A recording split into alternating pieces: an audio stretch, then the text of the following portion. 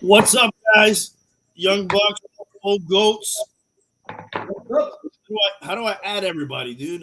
What am I doing? Oh, it's a long time he doesn't do this. Yeah. Hialeah, take over. Get everybody on the screen, dude. There you go. What's up, guys? How's What's everybody doing? happening? How the hell are you? Cheers. That's my first like a month. It's what are you drinking? The hand sanitizer? You're out of supplies over there? Should have told me, dude. I would have sent you a bottle or something, man. No, I didn't fix myself a drink because I was running a little late. But I'm sure there'll be another opportunity for me to pull away. You don't seem like the kind of guy that would like leave that behind to not be late, but all right, we'll take your word. I actually lost track of time. I really did. All right. So, is World War III going to erupt, or did it already? Man, what a great question. Is this Poland 1939, or is it just the Cuban Missile Crisis? 1962. I don't know. What do you guys think? I don't think it's World War III. I was reading something earlier that says that the fact that they have nuclear weapons and that we do kind of prevents us from going in, and they know that we won't want to go in because they have them. So it somehow not cause peace. That would be the wrong way to say it, but prevents escalation because of those scenarios, and they know they can get away with this little thing. Well, Yeah. which is not a little thing, but Yeah, it's a form of deterrence, right? yeah, it was like a paradox. I don't know. I can't remember what they call. Well, and the other thing too is that Ukraine is not a member of NATO, so Article 5 does not apply, which if they were a NATO country, Article 5 would apply and it would be a different story. Well, if they Do were you think we would have gone in if they were part of NATO? exactly, he wouldn't have gone in. Well, Wouldn't have gone in anyways. You don't think? No, I don't know if he would Because have of the gone in. escalation, right? I'm saying we would have had to go in if that was a NATO country because of Article 5. Oh, you're saying Putin wouldn't have gone in if it was. I'm only saying that we would have had to have gone in if that was a NATO country that he was attacking. We wouldn't. Yeah, but I was asking Hialeah because he said then they wouldn't have gone in. You're saying Putin wouldn't have gone into Ukraine? Is that what you're saying? who are you talking to? To you, bro. I don't know. It's going all over the place. I thought that's what you're saying. You said, "Oh, he wouldn't have gone in." I was saying, but Russia's been protesting. Ukraine's up to be in NATO. I forget what they call it. There's like 3 countries that are up to join NATO. The last time anybody joined, I think it was 2020, and then another country joined in 2017. And Russia was vigilant, I guess, going to the UN and all that they were opposed to them joining NATO, and it was for this specific reason because they always believe it's part of them. If it does become NATO, then it changes everything. Then they didn't want a NATO country ordering them. exactly. That they also think is part of their heritage. Exactly. So this guy, he went into that Crimea area before, which is like it was a part of Ukraine, I guess, or annexed part of Ukraine. And then what was the Georgia thing? Georgia thing also. Pretty much, he's an old KGB guy, is the story, right? And he was one of the guys who felt that, the old guard of the Soviet Union gave up way too quickly and kind of bent over to the United States, and he would like to get all that back. And he's of the thinking that Russia's destiny is to be a superpower again, to take back its lands, to take back its territory of the Soviet Union, and that's kind of his position. And he's done that in Georgia. He did that with Crimea. Some people talk that the Baltics, the Baltic, I think they're called states. They're not states; they're countries.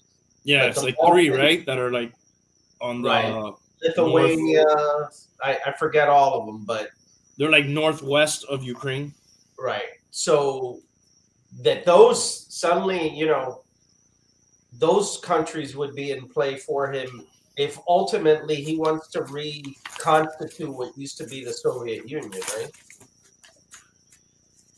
What else is he missing that they lost? I think they had a pretty big territory, man. I mean, there's some things they're never gonna get back. Like I think, they had West Germany at some point. They had East Germany. Part of NATO now too. Right, exactly. East Germany, I think. But, some degree of Poland. Poland's NATO. Now they are, yeah. None of those Baltic states are, I don't imagine, right? I don't think so. Some of them might be, man. I know there's a lot of there's a few that might be. I wonder what's going to happen if he just keeps on. You know what I mean? Well, as long as he doesn't hit NATO countries, technically, we won't really get involved other than sanctions and economic kind of, things. That's what happens. I'm not sure. It doesn't say if they are or not. That's what happens when people have the weapons. A lot of times it's not to get the weapons, they don't want to fall in the wrong hands of a madman. Sometimes it's just for this reason, dude. You're on equal turf, Yeah.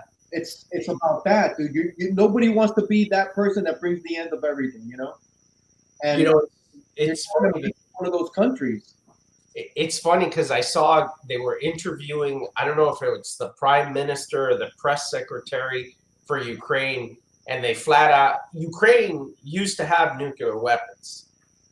But when the Soviet Union started to fall apart, they turned them in and they basically lost them. And they asked him, so do you regret Ukraine turning over their nuclear weapons? And he goes, yeah, I do. It was quite frank that he actually said that. But you're just a normal country now. You're not, you're not your master of your own domain. Right. They have 6,000 Russia nuclear weapons. I don't know how many we have, but a lot more. I read that. I think we have more than everybody right now, but everybody else is really trying to catch up. Yeah, and it's really, And you only really need a few of those. You won't get to use 6,000. Yeah, it's kind of overkill. Why do you need 6,000, dude? Yeah, I'm not sure what the plan there was, because at that point, you're way beyond the end of civilization. So real quick, the Baltic states are Estonia, Latvia, and Lithuania. I knew definitely Lithuania. Yeah. Okay, Estonia is all 3 of those are NATO. So he would have to have mammoth balls if he attacked a NATO country. Or then he's like, he would play a card, right? Like, here you go. Are you gonna get in now? Oh, dude, all it takes is one crazy guy, right? What if this guy's just fucking crazy, dude? Nobody's gonna stop him, right? Like within his own regime. They could. Yeah, they typically don't though, because those people, really control everything. The currency. He keeps the rich people in power. To some degree, they keep him in power. But when anybody challenges them, they disappear, man. You know how it is with a authoritarian one guy show running it. They're in control of everything, man. And you know they're fucking paranoid. It's like when I think about the Nazis and shit, I'm like, dude, nobody was like. And then you see movies like Valkyrie and all that shit where there was plots to overthrow them, but like, damn, how did all those people say, yeah, let's go. This seems like a good idea. Let's keep going. Let's innocent people. Well, just look at us, bro. Nobody ever fucking took out Castro. Are you fucking kidding me? But nobody ever did. You're right, but think about it. With the Germans, it was more because they were on the winning side too for a long time. They were actually. It's kind of like being a Patriots fan. It's like, what are you gonna do? You're not gonna complain about the cheating. Exactly. You're conquering the world, and you want to be the guy that gets off that train. You're gonna look a little strange, right? I mean, it's better to be on the team that's kicking on the ass until the ass kicking is on you, right? Oh, yeah. By the way, thanks, Mom. I cracked this open today because I was able to secure the old Eagle Rare nectar from the gods. Yes, thank sir. you. Always a good move. I want to do a toast to my father-in-law that passed away this week, Raul Toseda. Good guy. Cheers. Rest in peace. We'll see you on the other side. Great guy. I had the pleasure of meeting him a couple times. Good guy. Yeah. Love him. So I wonder, man, if he's going to stay put after that or because it's going to, right? It seems like it's just inevitable if he keeps going that they'll overtake that country, right? Yeah, but they're still going to be fighting for a while. It's not going to end within days. There's going to be guerrilla fighting now and all that shit. Yeah. Yeah, dude, I read like they're going to give weapons to anybody who wants one to defend the country. Like the Klitschko brothers said they're going to fight. They've given out 76,000 AK-47s already. 76,000. And you when we said we are going to do the show, you joked, unless they've drafted old bums. They are. I read like if you're up to 60 years old or like between 18 and 60, like they said, don't leave the country. You know, we need you. Yes. You know, fuck, dude. Like imagine you're 60 years old and they're like, here you go, bro. Here's your AK-47, dude. I saw one guy that was going to like a distribution center, and the reporter stopped him and said, like, hey, do you know how to use that? And he goes, I have never fired a weapon. I'm going to go home now, find a quiet place, and I'm going to practice. I mean, this is a guy with an AK-47 in his hand. Damn, dude. And they're giving them out to women. I mean, there's no... That's tough, dude. It is. You wonder... if we faced a similar thing. Well, we already have a lot of weapons, but you wonder who would take arms here, right? That would be interesting, right? At least in a simulation scenario, just to see what would happen, you know? About fucking who Kim Kardashian is banging and shit, and then these people are dealing with that, dude. To be interrupted with, to interrupt our Twitter feeds with man your battle stations. I don't know, man. We wouldn't stand a chance. I have to say, and I know that you said we were going to get into some pandemic talk. Well, that was going to be like the whole thing of the episode, but then this shit escalated, so we just... And I think you disagree with what I'm about to say, but I'm going to say it anyways, right? So I think if the pandemic has shown us anything, for a lot of people, they believe that it's shown how we're sheep. To me, what it has shown is that we can't organize ourselves and we can't come together for any kind of common good. So that's what I think. That's what it's shown me, not the opposite. I think if we had a situation where we had to, hey, here's the information. We need to band together. We need to do this. If not, X, Y, and Z. I think nowadays it would be incredibly hard to do that. Well, just to counter that real quick, when this shit started, and it's been, we're starting the third year right now, right? Basically, so we're 2 years in. Like 2 years ago at this time, the Super Bowl had just ended. We were still, it was like a novelty, talking about the virus, and then I don't remember the exact date. Tank's not here. Shout out to Tank. March 2020. When the NBA, decided to stop, and Tom Hanks got it in Australia or something, yeah, early March. Right, March 2020. Early March, probably. Mid-March 2020, I think. Okay, around this time. Yeah. At the beginning, everybody was on board, dude. 15 years. Yeah, it might be 15 years. 15 days to slow the spread. Everybody was like, yeah, let's go, man. All right, dude. Right? For the most part. I don't know if, I think there was a lot of people engaged and everything, but still, I think from the very beginning that somebody was giving out an instruction, there was already counter instructions. I think from the beginning that maybe we had the most participation at that time, probably, but still nowhere near to be a true effort to do anything. And again, I'm only using the pandemic. I'm not going into the conversation of the pandemic as much as the point that I think it would be very hard to organize us in a common good. I think that's what I've learned more of the pandemic. Chad's right about the weapons. We do have, people do have a lot of weapons already. Yeah. I don't know. I just, based on my experience here locally, in the beginning, the first 2 weeks, 3 weeks, I drove around. There wasn't people on the streets. There wasn't, people for the most part, I thought were, respectful and trying to do their part, But then as time went on,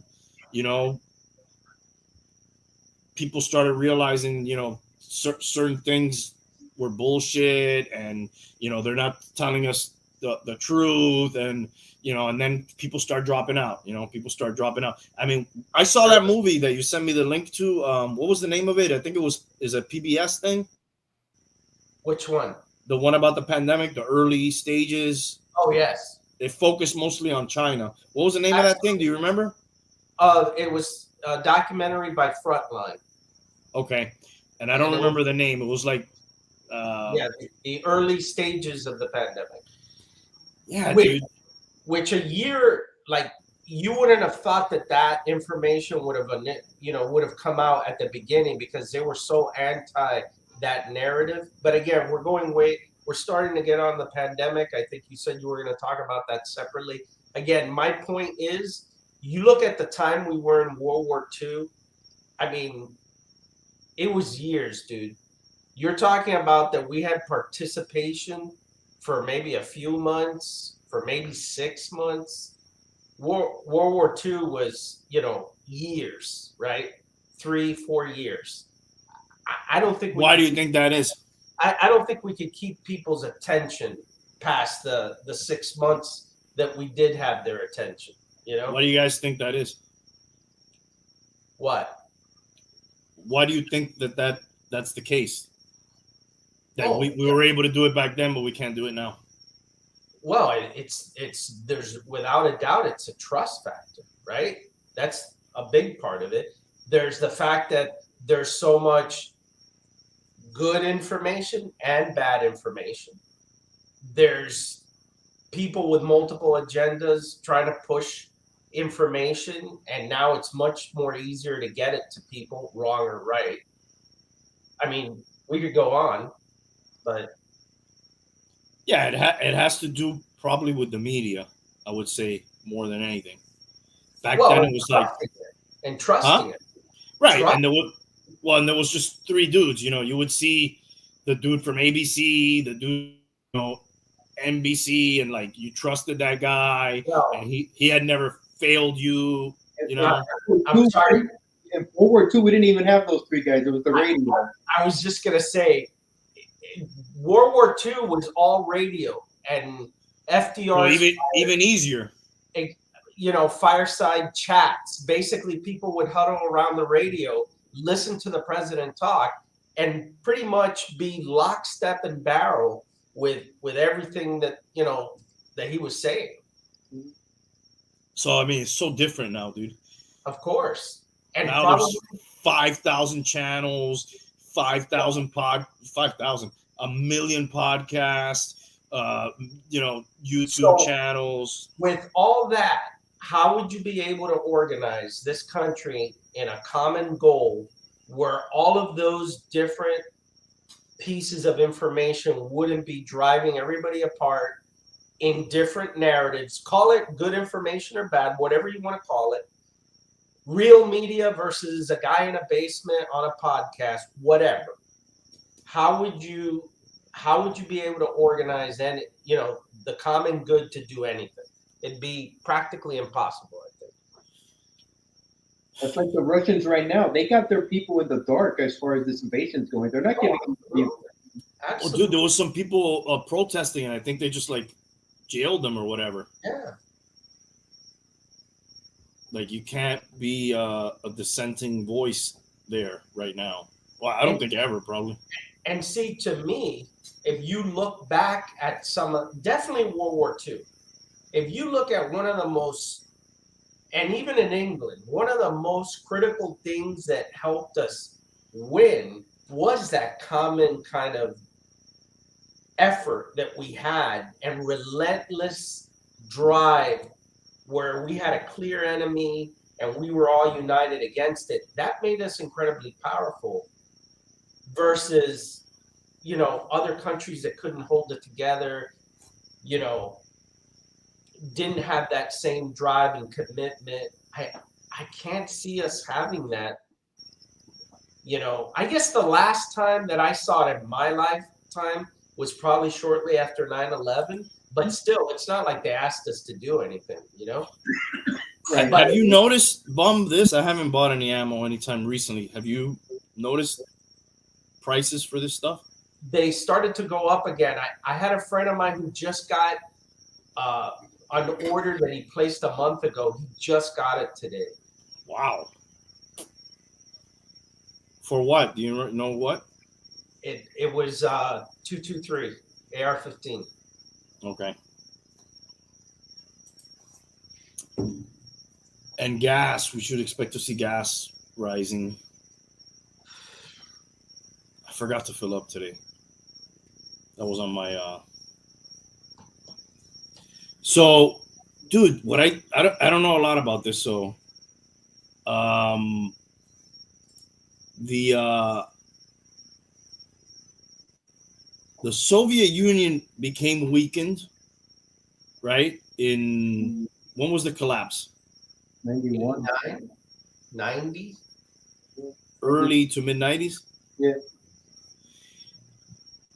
And then when did this guy get in? Oh, he's been there 20 years, right? Yeah, 2000? 2000, I think.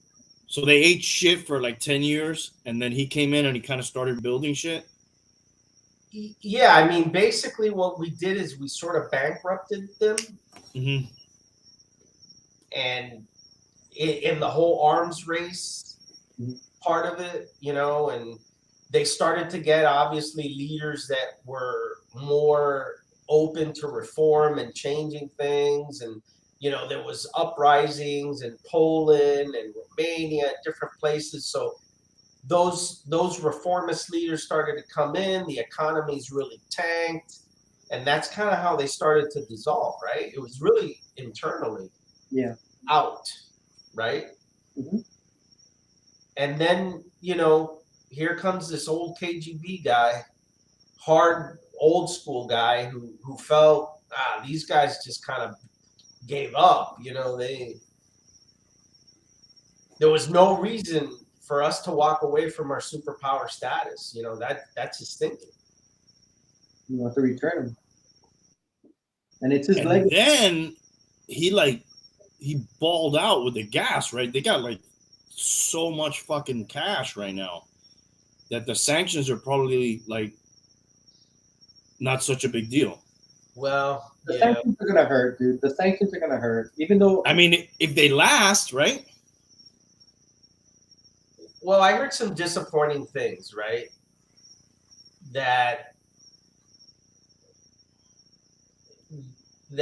we haven't crippled their oil is their primary income, and we haven't done anything to cripple that severely because ultimately it would affect us.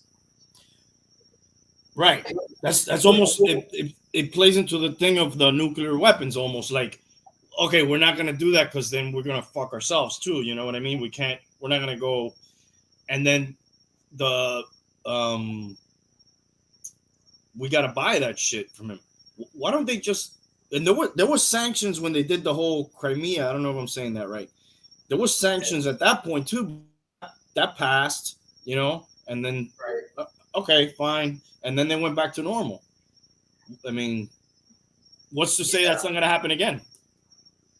I mean, it's going to affect them, but is it going to affect them to the point where somebody gets on the phone and tells those troops, hey, you need to pull back because my check just bounced and I can't buy milk? It's not going to happen, right? It's not going to happen that way. It's not going to happen to the big people. It's not going to happen to Putin. It's not going to affect him no way. What it is going to affect is going to affect the people of Russia.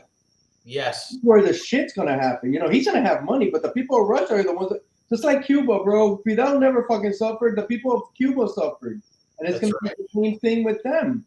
And don't think the U.S. isn't calling like Saudi Arabia, hey, what's going on? We need some more, you know, and looking for other places. Venezuela, all those other fucking countries. And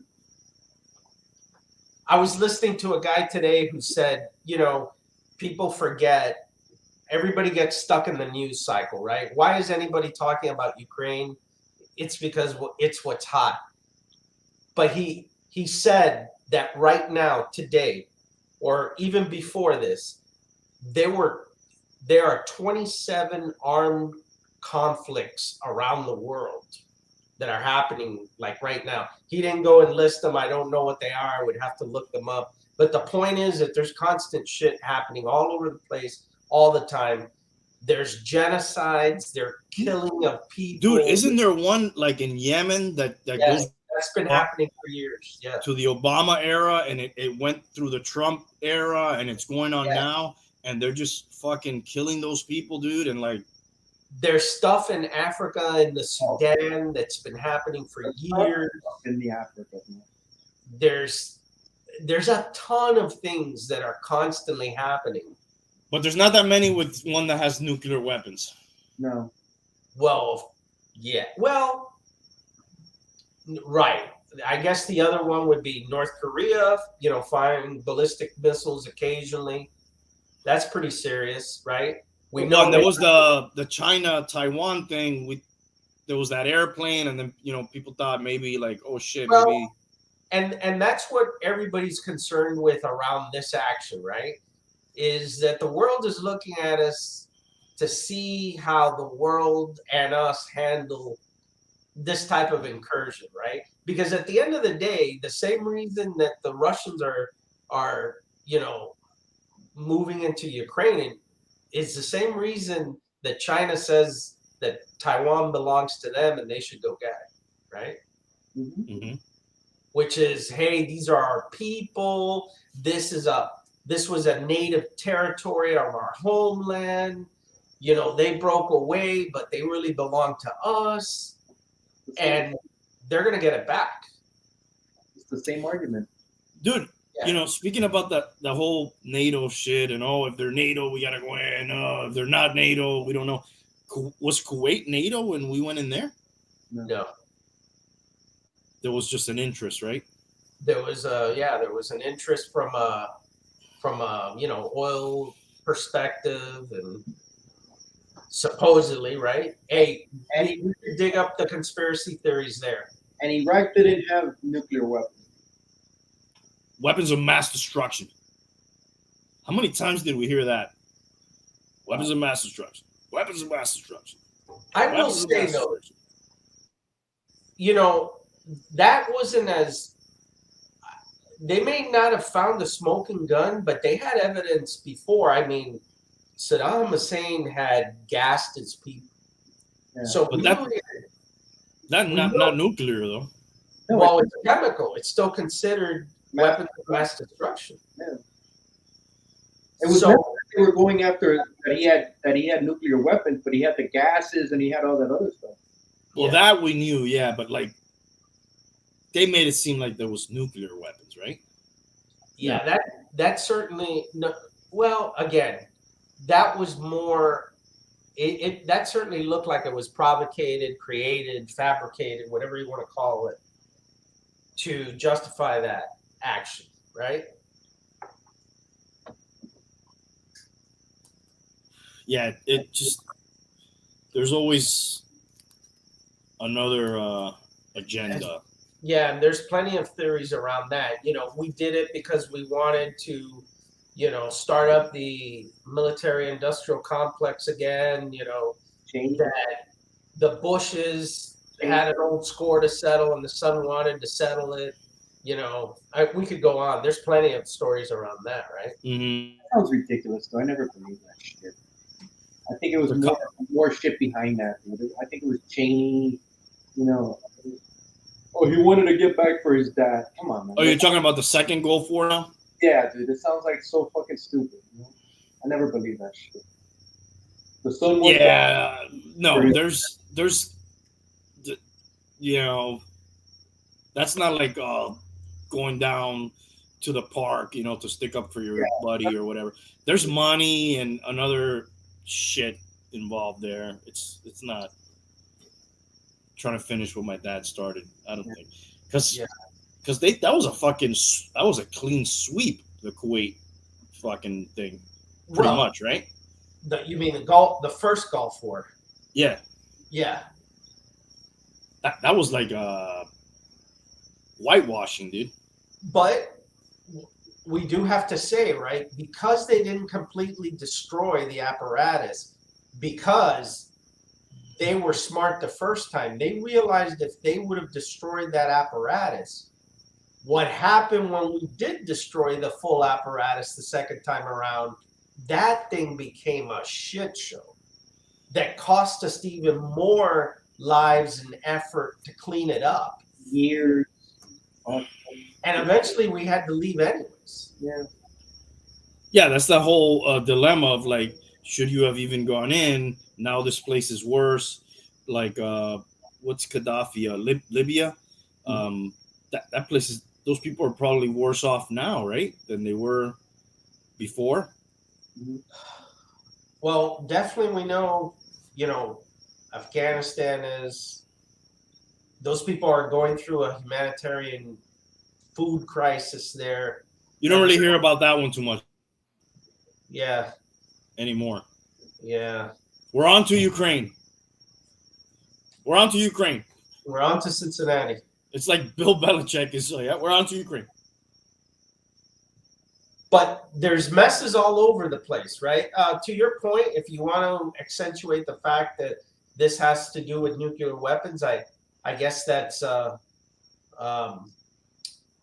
definitely true. You know what's another weird thing, and I didn't get to read the whole thing, but there's a lot of concern that the Russians fought to get the area back of Chernobyl.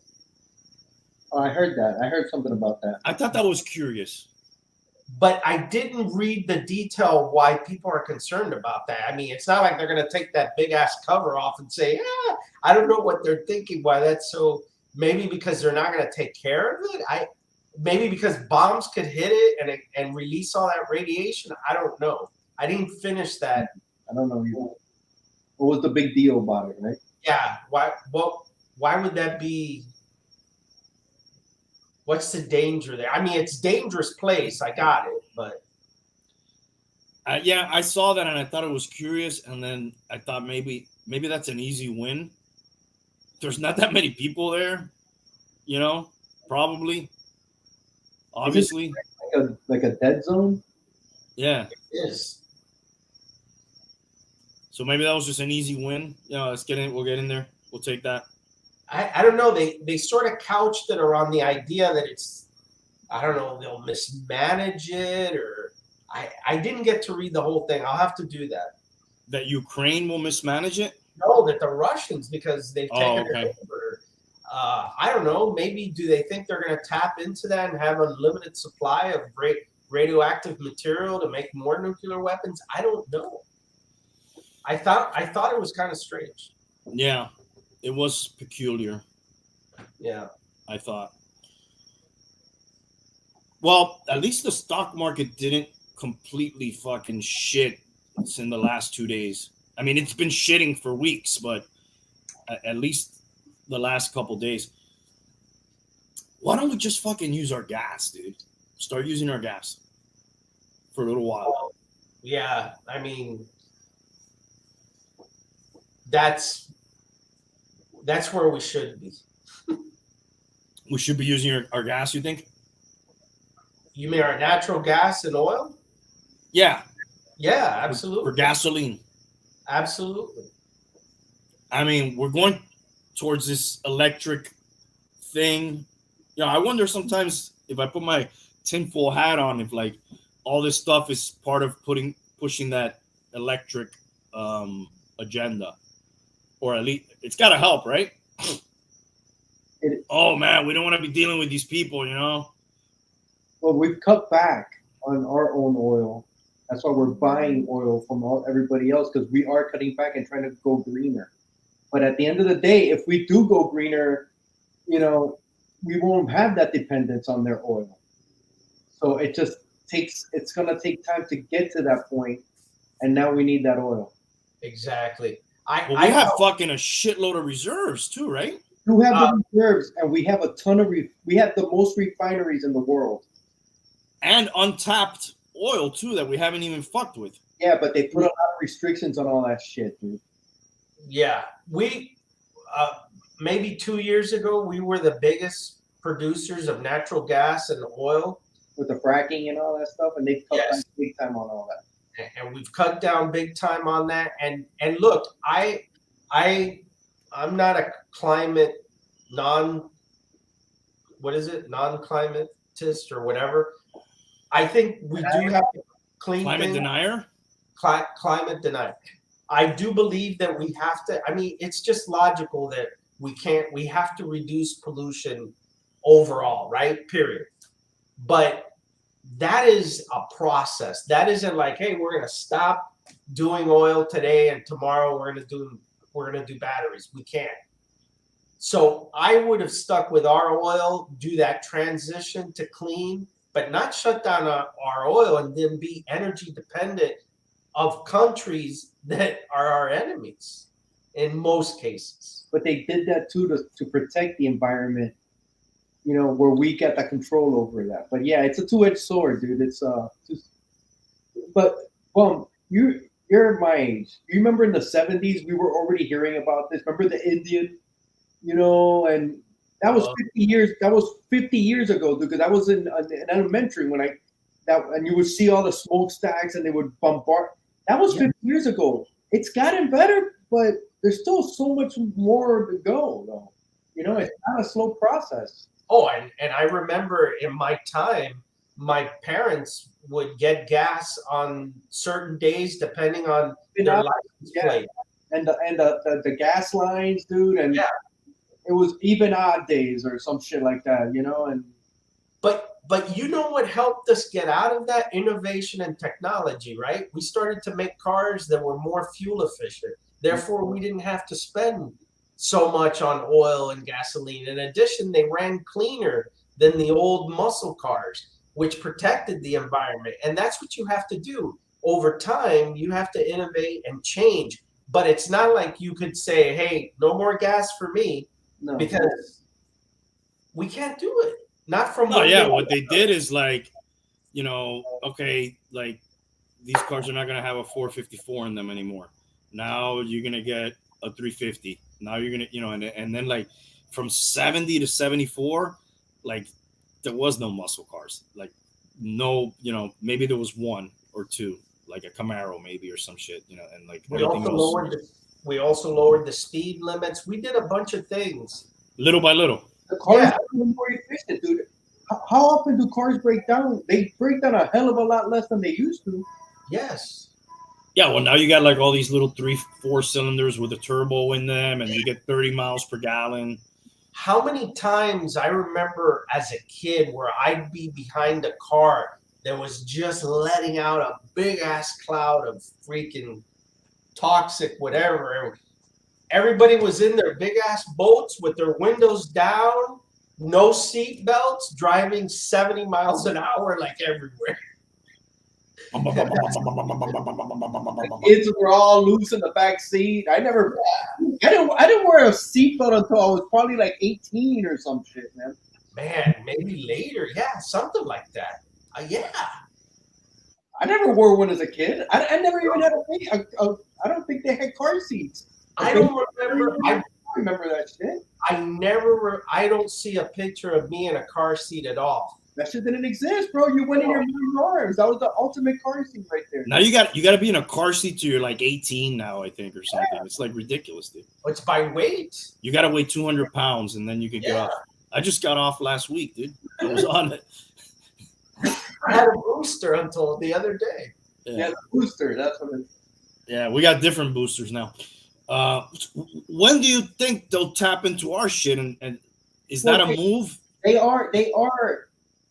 It's not like we totally cut down and we're not having, you know, the Alaskan pipeline and all that. They just cut down on it. It's not that we don't have it. They could start it back up, but it's not from, you know, hey, let's flick the switch and it's back on. You know, there's a process to it.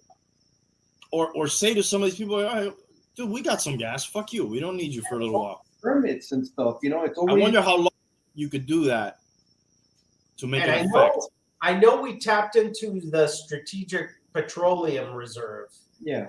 To try to, which is really what we have in case of a catastrophic, you know, like a war or some type of a apocalyptic moment where those are actual oil reserves that are already in barrels ready to go, right?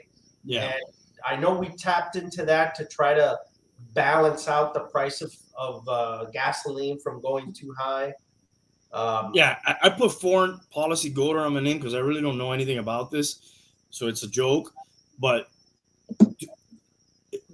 didn't Trump in the beginning of the pandemic when, dude, they couldn't give away the gas, right? Like literally they were like almost giving it away. Didn't he buy like a shitload? That must be all gone, obviously, by now. Gas prices were really cheap. Remember? I think so. They were like was it under $2? I can't remember the last time it was under $2, but it was hovering around $2. I do remember it in the mid twos to high twos. It was probably a combination of he bought a shitload of gas. We weren't driving that much. And then they don't want to use any more of that, or they don't have any more of that, or wish I understood it more. I don't know. Well, I think the federal government shut down a lot of the new leasing oil leases to drill in new lands. I think they put a moratorium on that. I think to what Hialeah said, they shut down existing productive sites because they wanted to try to cut down the greenhouse emissions and all that. And to Hialeah's point, I don't think that is something that then you could say, okay, we have a problem in Russia, turn it back on. It doesn't work that way. It doesn't mean that it can't happen. And they can't do it over time again. Right, exactly. Like, but there's reserves too that they could start using, right? Yeah. That's the strategic oil reserve, which they have tapped into it. But they don't like to do that unless it's really an extreme emergency. That is. I wonder if that would hurt him enough to, you know, like for 1 year, we're not going to buy gas. Well, I'm sure it will. From you, at least. I don't know, because from what I heard today, they're really not going after his oil profits, and if that's his primary, money. I don't know. They got to, because Russia doesn't build anything. All they got is their resources. Yeah, I'm talking about this, and it's like China's our fucking number one enemy, and like we're never gonna stop buying from them. Exactly. Like with everything is we buy everything from them. It's like we're never gonna be like, you know what, dude, I'm not buying from you anymore. But it's fucking, like it goes both ways because they get a lot of shit from us too. It seems though that like they have us. We just buy and sell shit. We don't fucking. What do we make, dude? What do we do? We buy and sell. We're the leading power in financial services.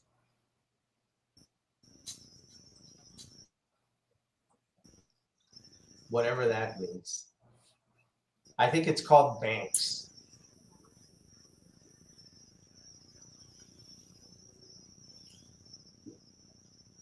Did you freeze? That was one thing they talked about too. No, I'm here. Can you hear me? Now we can. All right. That was another thing I heard them talking about, like, and I don't think we have the power to do that, like getting them off the SWIFT banking system. Oh yeah. I heard those are the things. I heard those are the things that we're trying to hit, like crippling their ability to do wire transfers in the international banking systems. I heard we're trying to do that, and that a lot of the sanctions are based on that, because that makes it hard to transfer large amounts of money, right? If you can't wire transfer. Yes. These are some things I saw in an article today about potential sanctions that they have chosen not to impose. And again, a lot of these are because they fuck you up too if you do them. You know what I mean? But one of them was seizing apartments, yachts, and other assets owned by many members of the Russian elite in London, Miami, and elsewhere. Cracking down on Putin's propaganda tools in the West, including the RT television network, which you get that here in the US. That's like their primary news. Yeah, a lot of people watch that here. Not a lot, but you could if you want to. Yeah, I don't know a lot of people that watch that. But you could. But you could, yes. Yeah. You could. And then what we're talking about now, the oil and natural gas, which is by far their largest source of revenue. I don't know if they're going to go that far. It will be interesting to have a crystal ball and see like how far is he going to go. Like, is it just another step? It just seems like every few years, okay, boom, we're going to take this one. All right, sanctions, chill, we got it. 5 years passed. Let's go get another one. Sanctions, all right, chill. Well, yeah, so that's why I asked the question initially, because I read it also about, is this Germany, Poland, 1939, where basically it was Hitler's first move. He invaded Poland, and everybody thought, well, mostly England's and the world community said, you know what? He's going to stop here. Let's appease him. I think it was the big word, the strategy of appeasement, right? It was, let him take that. He says he's not going to do anything else. He'll be fine. Of course, he almost owned the entire world shortly thereafter. But who was it? It was Chamberlain in England, right? Yeah, he's yeah, let's sign this. Yeah, he won't do anymore. Oh no, look where he's going. What happened? He basically ripped that up. He ripped up the agreement and wiped his ass with it and kept going. The same thing that this guy just did just a couple of weeks ago. No, we're not gonna invade. It's just some drills. We're just doing some drills. Come on.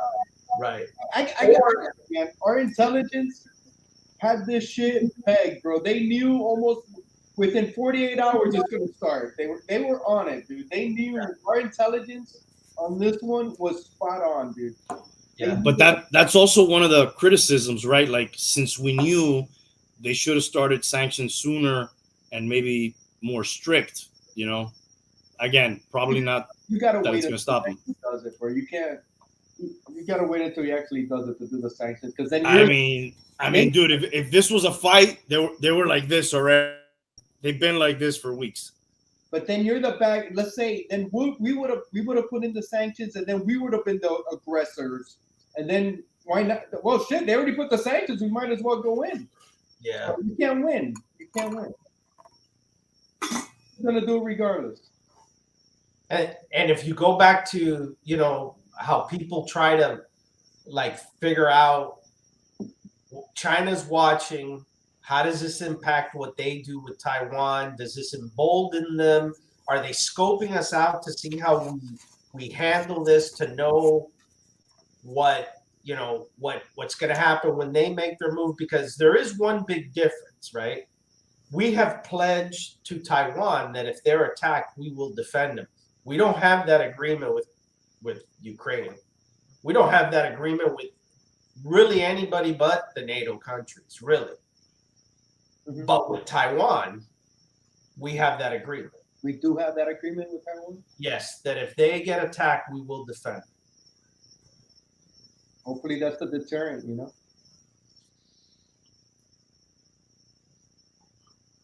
It just those countries, man, it's scary because it's just one dude that probably it's whatever the fuck that guy wants. Oh, absolutely. It is scary, bro. It's not, you know, like And then too, it's like, oh shit, they're taking Taiwan. We said, that, you know, we weren't gonna, you know, we would defend them, but then it's like, fuck, if we defend them, it might be the end. We only have Even that is like, the counter to all that, right? The counter to all that, the only, let's call it ace in the hole, or, you know, whatever you want to, is the fact of our alliances, right? Because for the most part, Russia doesn't really have allies. They're trying to get together with China. You know, they may have Maduro, and is that his name, Maduro? And wherever. yeah, that's like whatever, dude. Exactly. That's not significant. But our strength is our allies. And our allies' strength is us, right? See, China really only has North Korea. Granted, that's when you put the militaries of North Korea and China together, that's a lot of fucking people.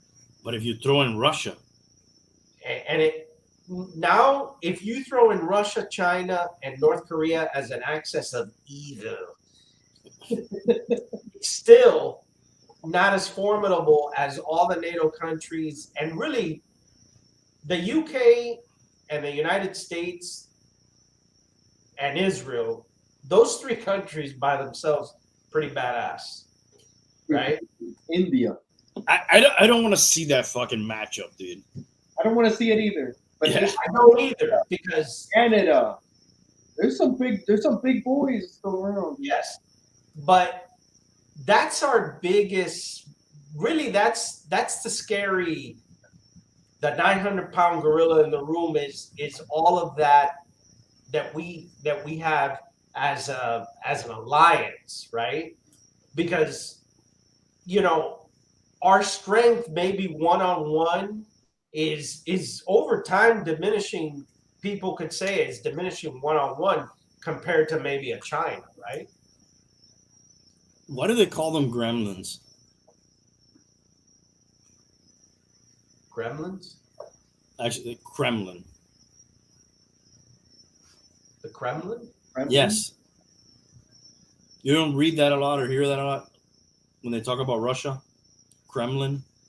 Yeah. Right. That's the. That's like Isn't that like their White House? yeah, the Kremlin. It's Moscow. Okay. So that's like saying White House. That's like saying Washington D.C. But yeah, the Kremlin. That's where all their The leaders. Politburo. It used to be the Politburo, right, or something like that. Yeah, the Politburo. It's like the Pentagon, right? Maybe Yeah, it's like their headquarters. comparison. Yeah, it's definitely where their area of government power is, right? Decisions get made. The Kremlin. I got it here. Let's take a look. I found the name funny. Versus the Gremlins. Yeah. It says here it's their fortified complex in the center of Moscow. Best known Kremlin's Russian citadels includes 5 palaces, 4 cathedrals, and the enclosing Kremlin wall and Kremlin towers. In other words, target number 1 on the nuclear list, right? The Pentagon. Yeah, the 6,000 thing seems excessive, dude. Like, if they ever get to like, oh, we threw 5,999 nuclear bombs, dude. If they ever get to that point, it's like We won't be around to see who wins. No. it's overkill. It's crazy, dude. But you know what? The Indians are gonna let us get to that point, bro. They'll stop us right. They'll come in, and they'll stop it right before that happens. Who? Let them just annihilate themselves. Who's that? The aliens. The aliens? You know, that would be cool. Wouldn't it be? Remember the day the earth stood still, where they come in and they basically say, hey, look, we've been watching you. You guys are out of control maniacs. We're going to blow up this freaking planet unless you guys start dealing with each other and being peaceful. You got 48 hours to decide. There's always that story you hear when you hear about aliens and nuclear weapons that like kind of catches their attention, which I guess that's what you're referring to, Hialeah. Like they start shit like that happens. Well, that's one of the theories that once we use the atomic bomb, that made them aware of us. And everything had, all the activity revved up after that. Yeah. Roswell was around that time. Mm-hmm. I think Roswell was like in the 40s, right after, like 47, 48. Do you guys understand that thing too, where like radio waves and television shit goes out into? How the fuck does that work? Does anybody understand that? No. Like, but you hear about that, right? Like, those messages are like traveling. Yeah, because they're waves that never really dissipate, and they can travel forever. You have to have, I guess, the right thing to see them. It's not like that's the thing, right? You would have to have the right receptor to translate them and be able to either, if it's a picture or a radio, you would think anybody who's advanced would be able to do that, right? At the same time, maybe they're so advanced that the fucking radio waves, that's elementary, man. We're not even looking. It's like right now, can you play a fucking cassette tape? Yes. In your house you can? In my 95 Suburban, we can listen to Jimi Hendrix on cassette. Can you, Bum? You have a cassette player at your house? I don't think I have any cassette left. I can't play a cassette in my house. An 8-track. Imagine if it wasn't radio waves, it was 8 tracks going out into space. Nobody's gonna fucking listen to that shit. Nobody will hear it. You remember the movie Contact? Yes. Wasn't there radio waves in that? And then the transmission with Adolf Hitler doing one of his right. The radio waves is like television, radio. I don't know if YouTube is. I don't think so. No. I don't know enough about it. I don't know. But I know like a cassette tape is like an analog thing that you're listening to. It's not they would have to have the receiver or the playback in order to see those waves. But I would imagine they need some sort of receptor. I don't know the fucking word. Something to receive it and decipher it or play it or listen to it or whatever. But the whole thing is like those things, all those communications are like floating further and further away, I guess, right? Yeah. So one of my favorite movies, The Shining. You guys remember that movie, right? Here's Goldie. So what was the name of the cook? I know the actor is Scatman Crothers, but I don't know. Yes. What was his name? Oh, damn. I remember. You got me. I remember Danny, the Grady twins. Right. All right. So remember when the cook is explaining to Danny. Danny Doc Yeah. what The Shining was? It's kind of the same principle about those, the airwaves and radio Dick waves. Halloran. Dick Halloran. Yeah. So when he explains what The Shining is, he tells the kid, Danny, sometimes like when your mom is making toast and she burns the toast, right? But she throws it out, yet even way after you could still kind of smell the toast. There he is. Dick Halloran.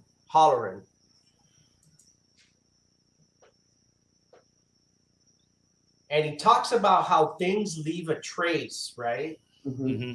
And people with The Shining could pick up on those traces even after the events of the original thing is gone, right? And that's kind of like those radio waves floating in space, and the whole idea of things leaving a presence behind that people could pick up on and all that. So that's sort of a connection to that. I always kind of liked that scene when he explained it to the kid. But yeah, does it have anything to do with ghosts? Yes. That movie is so good. It is. Fucking amazing movie. I'm disappointed neither one of you knew his name. Of the old man? Yeah. Did you know it? I didn't, but I don't think I'm as big a fan of the movie as you guys. I do remember, obviously, the guy, the old caretaker, Grady, he had some very derogatory Grady words for the cook. Wendy? Which one is Grady? Is that the guy he meets in the bathroom? No, that's a waiter. That's right? the old caretaker. Yeah. Oh, okay. Hey, speaking of old movies, The Godfather is going to be back in theaters. Did you guys hear about this? Oh, I haven't heard that. Yeah. 50 years. That would be cool to watch it in the theater, huh? Yeah. Actually, it returned, I think, today. Like a new print, limited run. 50 years, dude. It doesn't. Not that I was around when it came out, but and it's damn. And it's still great. It is. I was thinking about Knock like a man. Let's not go there.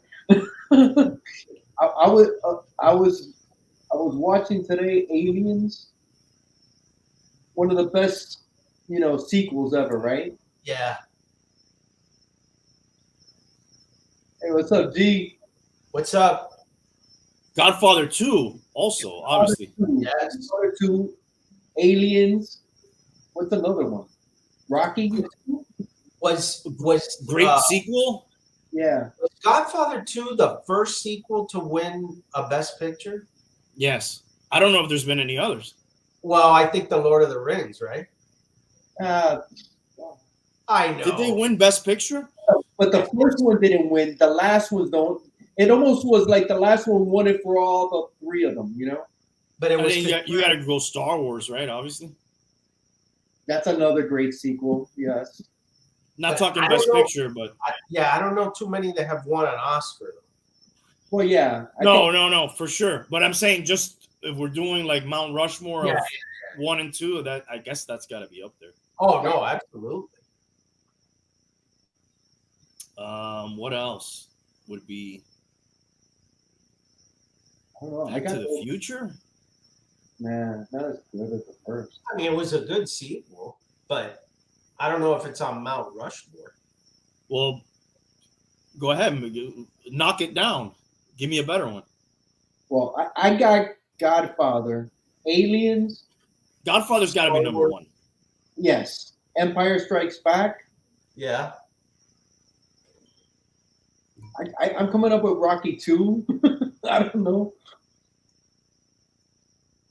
I like that. It's not But bad.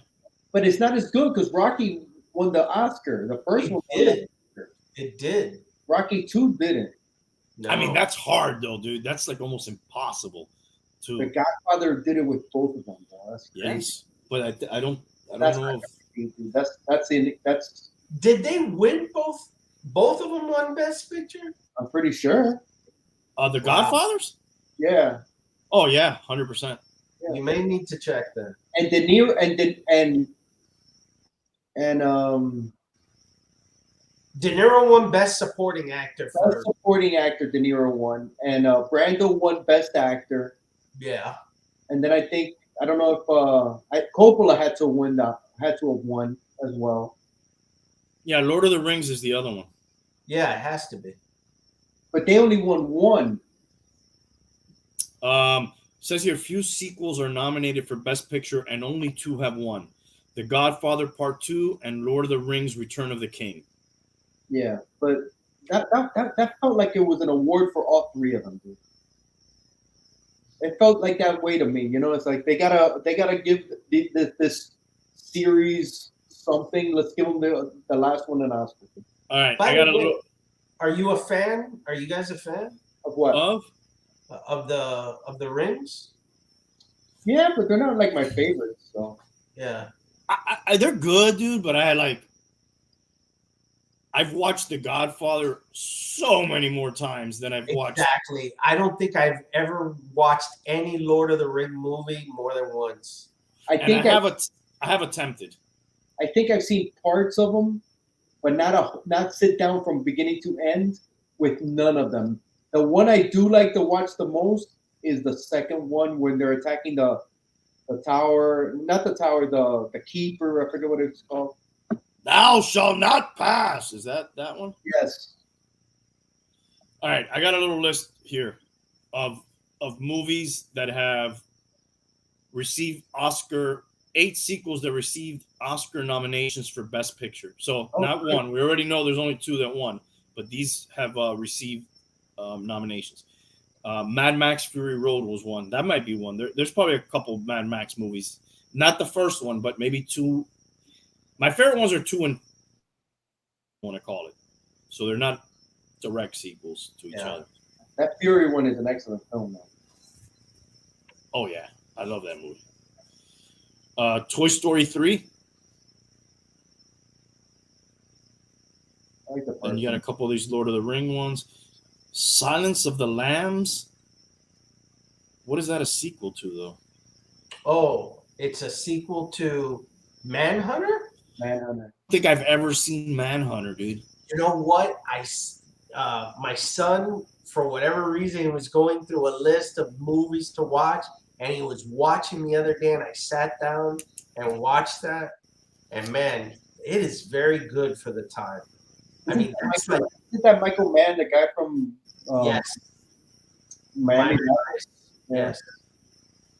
So is it any good? It is very good.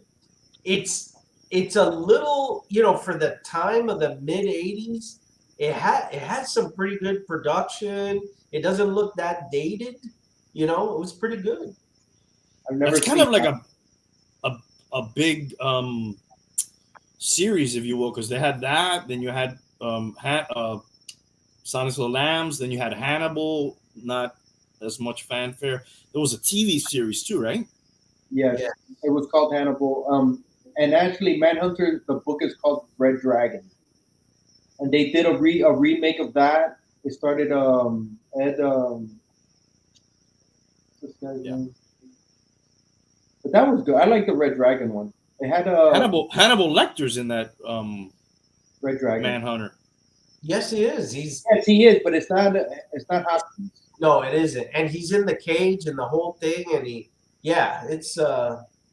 it's actually pretty good, man. Hello, Clarice. You want a curveball here for you on this list? You won't believe this one. The Godfather Part 3. Oh, Though it's often considered the far inferior film in the Godfather trilogy, Godfather Part 3 received 7 Academy Award nominations in 91, including Best Picture, Best Director for Ford Coppola, and it ultimately lost to Kevin Costner's Dances with Wolves, Look, making it the movie, only installment in the Godfather saga not to win a Best Picture. Look, that movie does not hold the jockstrap of the first two, but I don't hate it like most people do. I'll watch it, but I haven't watched it nearly as much as the first two. They pull me back in. Dude, the thing about it is, you see the Godfather 2 all the time. They're playing them a lot. You never see them playing Godfather 3, bro. You know, I'm with you there, Bum. I don't think it's terrible, but when you're comparing it to Godfather 1 and 2, yeah, you can't compare it. Dude, I'll say it, dude. That movie fucking sucks. I don't want to go that far. No, it was bad, dude. It was not good. Dude. I don't care if it was not. The worst part about the movie is that it has George Hamilton in it. That's it. That's it. That'll kill. Surprising that it got all those nominations. I didn't know that. Yeah. Bells of St. Mary's is on this list. I have no idea what that is. An old one. I'll put that. It's a sequel to 1944's Going My Way, which is just from 1945. So that's the list. It's not a big list. It's really hard, dude. It's really hard to make a good movie. It's really hard to make two. That was the list? Jesus. That's the list of sequels that have gotten nominations. Wow. And the ones I'm putting in didn't even get nominated. No, I mean, we could talk about good movies, good movies that have good sequels, but those are my 4. It's The Godfather 2, Aliens. What was the other one? I never got into Aliens. I don't know why. I never got into it. It's good. It's so good. I like the first one better. Oh, absolutely. But the second one is the first one was like a horror in space. The second one's an action. Yes. A little more campy, but good. Good, bro. Good. And you know what? The insertion of the guy from Mad About, what was that show? Mad? Paul Reiser. Yes. Yes. He's what's that TV show he did with Balky? Is that him? Perfect Strangers? Perfect Strangers, that's it. No, was he in that? I only knew him in the Mad About You show. I don't think it was him. What is Mad About You? It was like a chick comedy on TV. Yeah. I remember. Was it with Helen Hunt? Wasn't that a movie? No, okay, I'm confused. Yeah, Perfect Strangers is not him. Sorry, it's this guy. That's not him. No. Yeah. Mad About You. Yeah. Well, anyways, that guy was a comedian. I only ever saw him in funny things. He was kind of in a serious role, and he plays the best dick in the world. That guy's an asshole, right? He's so fucking. I mean, he's so good in that movie. Have you guys ever seen that movie he's talking about? It's I think Raised by Wolves. I think it's a show on HBO. I have not. By Ridley Scott?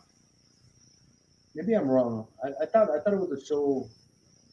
No, Gents Ridley. Gents. Hialeah and Gents. Wow. Some people tell you Kill Bill 1 and 2, but I consider that like one movie they chopped in half. Yeah.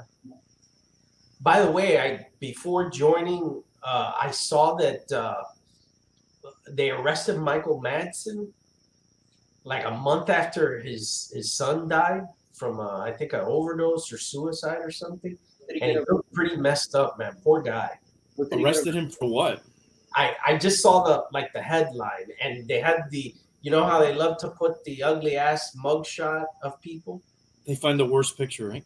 Yes, I felt so bad for the guy, man. I mean, a month after his son passed away, and obviously there's a lot of shit happening there that's not good. So you don't know why? I didn't get to read the article because I would have been later than what I was. This probably will be like my mugshot if they got me ever. Why do you have that on your phone? I looked on my phone and I said, what would be my mugshot real quick? And that's the first picture I found. So they absolutely find the worst possible picture on purpose for articles or news. If they're live on the scene, they find the dumbest person that they could possibly find to interview. You know, it's like a playbook, right? Like that they use, you know, like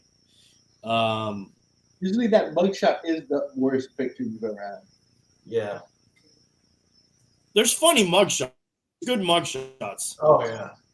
Remember that guy that got famous because he had such a good fucking mugshot that he became like a model? I always heard about that. I thought it was like an urban legend. No, it's true, dude. It's a light skinned black dude, and he has like hazel eyes. And he took that he got arrested for it, and he became a model after that fucking mugshot. Fucking women fell in love with him, and he became like a model for Calvin Klein or some shit. Wow. I always thought that's interesting. Well, let's look at some mugshots while we're at it. Oh Let me see if Here's the Biebs. yeah. Look at this guy's earrings, dude. Oh, that's nice. That's what the fuck is that, bro? if you still have a bike and you're driving around, that's very handy. You can tie up your bike and lock it up. What the Dude, this guy has a nut sack on each ear, dude. What is that? I don't know. dude? Wow, man. tiger. Yeah, tiger, dude. He looks like a common bum. Dude, Ocho Cinco's looking sharp in his mugshot, dude. Yeah, he is. Wow. It's good old Bill Cosby. I think it's on either Showtime or on Cosby, bro. What, dude? Wow. I didn't know Keanu had one. There's Frank Sinatra had one. Dude, this is like meth head roll. Meth roll. Look at Iron Man, dude. Yeah. Look at that one there, dude. What the fuck is that? The Joker? Which one? You had to go up one. That one right there in the middle. What the fuck is that? Like, this person looks like they just ate somebody's face off. Oh man. Look at that one next to that one. This guy? Oh my god. Dude, he's got the painted little domino mask on himself. He's the Riddler. Al Michaels, that's right. He had a little DUI. Where's Al Michael? Oh, here he is. Look at that. Oh my god, dude. Go to that next row, second from the right. This guy? Oh my god, fucking Walking Dead, dude. What the? Oh man. Look at this guy.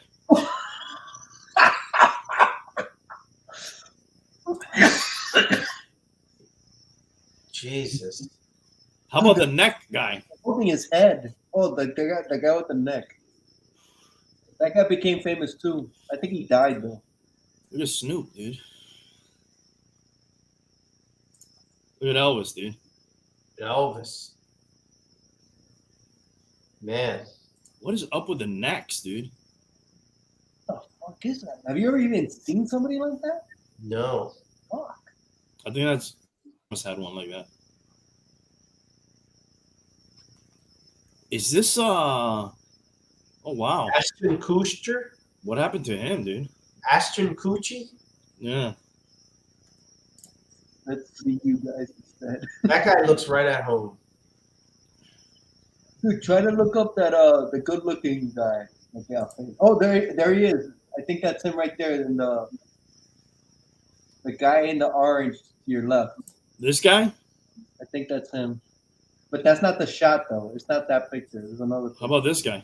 Oh man. Oh my god. Dude, look at the guy with the tan. Jesus, dude. Charles Barkley has one? Dude, look at forehead. What the fuck? Oh, this is Beavis, dude. That's Beavis. Beavis. Yeah, dude. That is the real Beavis. Dude, that's Beavis. Look at Nick Nolte next to him. That's a famous shot. Yeah. This is Nick Nolte? Oh my god. Dude. Yes. Yeah. This is Matthew McConaughey, dude. Yeah. Remember how what happened to him? What was it? No. Look at Brock Lesnar. He was caught like completely nude playing bongo drums Yeah. Oh yeah. in the middle of the night or something like that. Chick with the eyes, bro. What the fuck? Wow. This is Matthew Stafford right here. Okay, wait a minute. Go up just above Frank Sinatra. What the hell is that? Oh wait, dude, this is a classic one, dude. He looks great, don't he? Yeah. Look above that. Look above that one. What the hell, This is Boba Fett in the Book of Boba Fett, dude. dude? That's scary, man. What the fuck? Oh man, it's Dude, the guy's missing a nose. He's just got like a hole in there. Look at Prime Time, dude.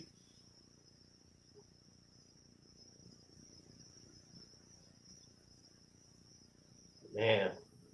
Kid Rock. It's funny. It's almost. Oh my god. Hey, look, it's Jeff Hardy, dude.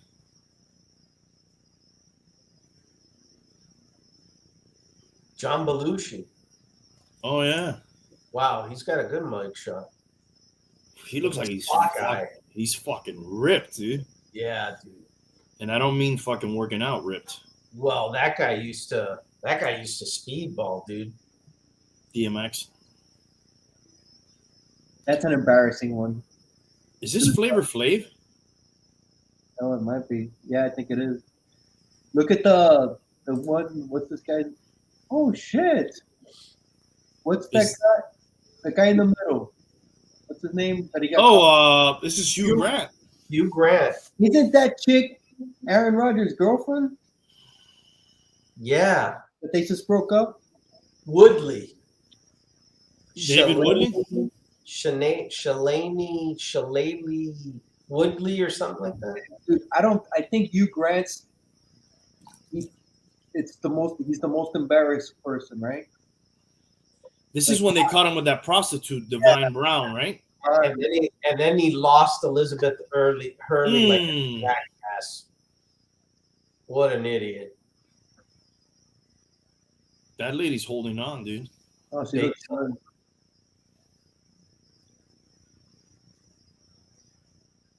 How old is she, dude? Paris Hilton? She's Was like, it him? I mean, that's a pretty nice mugshot.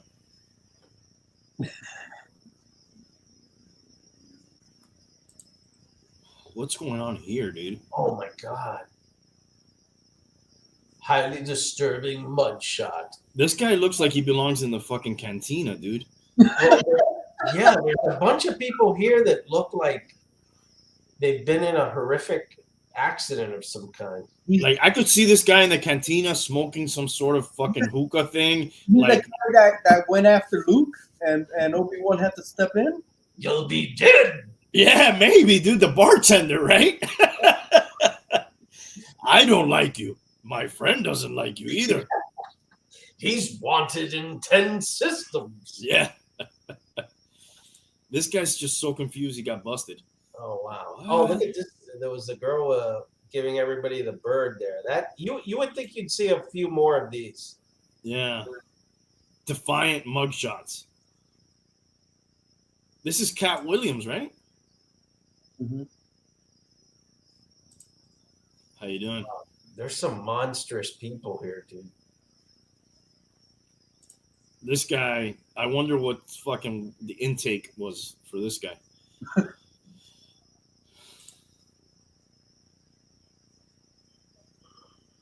Some weird characters for sure. Oh my god. What?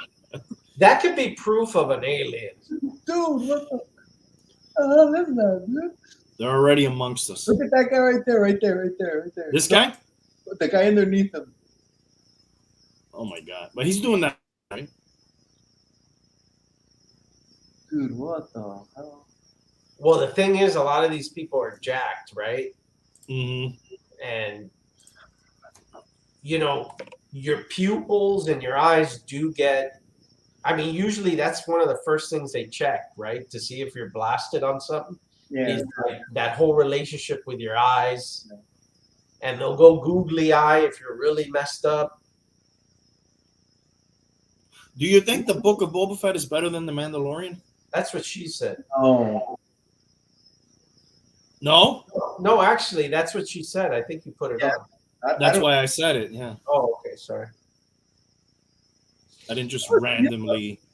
It became the Mandalorian, so maybe yeah. You know what? I thought his voice was somebody else. I just realized the other day that that's his voice. I thought they had some sort of voice over actor. No, it is his voice. He's not the guy that plays the Mandalorian. Yeah, Pascal Pedro. Is it Pedro? It's his voice. He's not usually in the freaking Mandalorian. He's not actually the Mandalorian that you see moving around a lot. He's not always in the suit. If ever, I don't know. I don't know what's the percentage of when he's in the suit. I mean, because in Game of Thrones, he was pretty athletic and shit. If it was him, I don't know if it was him all the time there either. You know, when he has those fight scenes with is it the mountain? Yeah, the mountain. Oh, Pascal. Yeah. I loved his character in Game of Thrones. I thought. And What was his name? The Scorpion or I don't remember. he was Oberyn Martell? Oh, yes, Martell. He was really good in Narcos too, man. Oh, excellent in Narcos. That was like I what? haven't Season seen 2, that. right? That was like season 2, I think, or was it the first one? Was it the I first? think the first two. How many seasons is that? Well, there's the Colombian one with Pablo. I think that's 3. Then there's the Cali Cartel, Then which the is about 2. Then there's Mexico had Mexico. 2 of them, right? Mexico had two seasons. Yeah, 4 when you count all the different. it's a lot. Yeah. You've never watched Should that, Randy? No, should I invest in that? Oh, definitely. I think it's excellent, man. I would rewatch. I don't know a lot about him. Dude, it's About who? Escobar. watch that Oh. show. It's excellent, The guy who plays him does a great job, man. excellent. And then Who's the guy who later, plays him? That I remember. is a Brazilian guy, right? He was in. Wasn't he in that Netflix thing that we all hated, the Wasp Network? I didn't hate that. Was he, I mean, I hated the narrative. that Right, they the pushed, but- propaganda piece of it is what Yeah. we hated. he was in Right. it. Yes, he was. Yeah. Oh, okay, yeah. Was he? Who was he in that? Was he the spy? I think he was one of the spies. Yeah. Morgan, something with an M. Hey, I don't have trivia tonight, but I do have. I'll try to explain this as best. Hey, real quick, Tank, Yeah. you are What's that? Tank, you are missed. Yes. Oh, and I have a story about a bear named Tank later, since the real Tank is not here. You guys heard about this bear? What? I heard about it. Yeah. What happened to Tank? The bear or Tank, our co-host? No, Tank the. Technical difficulties. I think he's Tank, fighting our for. statistician and original member. I mean, he does hail from Ukraine, so I think that there's a chance he's fighting. I'm not sure.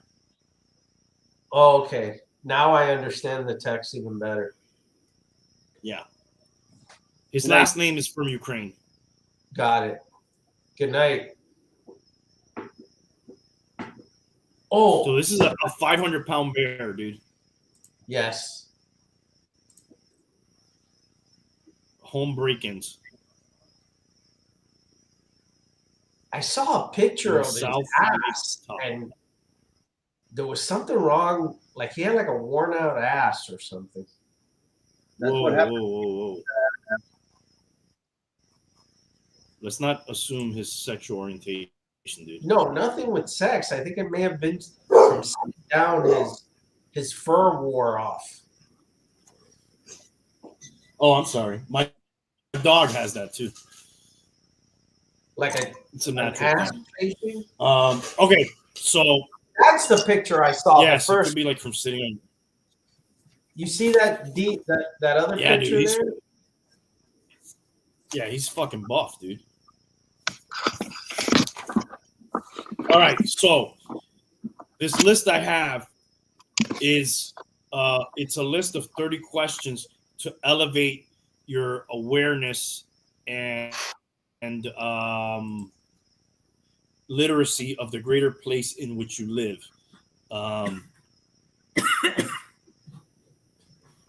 I don't really know how to explain this. It's like 30 questions that'll tell you how much you really know about where you live and your surroundings. That maybe people 50 years ago knew this stuff way more than we do. So just for fun, I didn't cheat. And look, I just saw the list and I said, it'd be fun to maybe just run through it. So let me pull up the list. Hey, I turned on my mic. Let me know if it starts breaking up. Oh, now we can finally hear you, actually. Actually, I didn't have my mic on. I was just using the computer. Okay, yeah, sounds much better. But this one might break up, so let me know if it does that clicking thing. Okay. Oh, hi, Mom. How you doing? Hey. Have a good evening. Thanks for tuning in. So these are 30 things that can I find it? Okay. All right.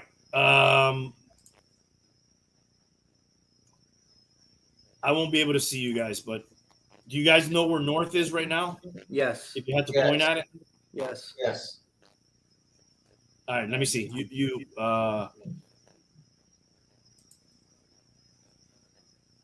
It's right there. Okay. Bum? Okay. Pointing behind me. Yeah. I'm pointing at Bum's head right now. I'm that way over there.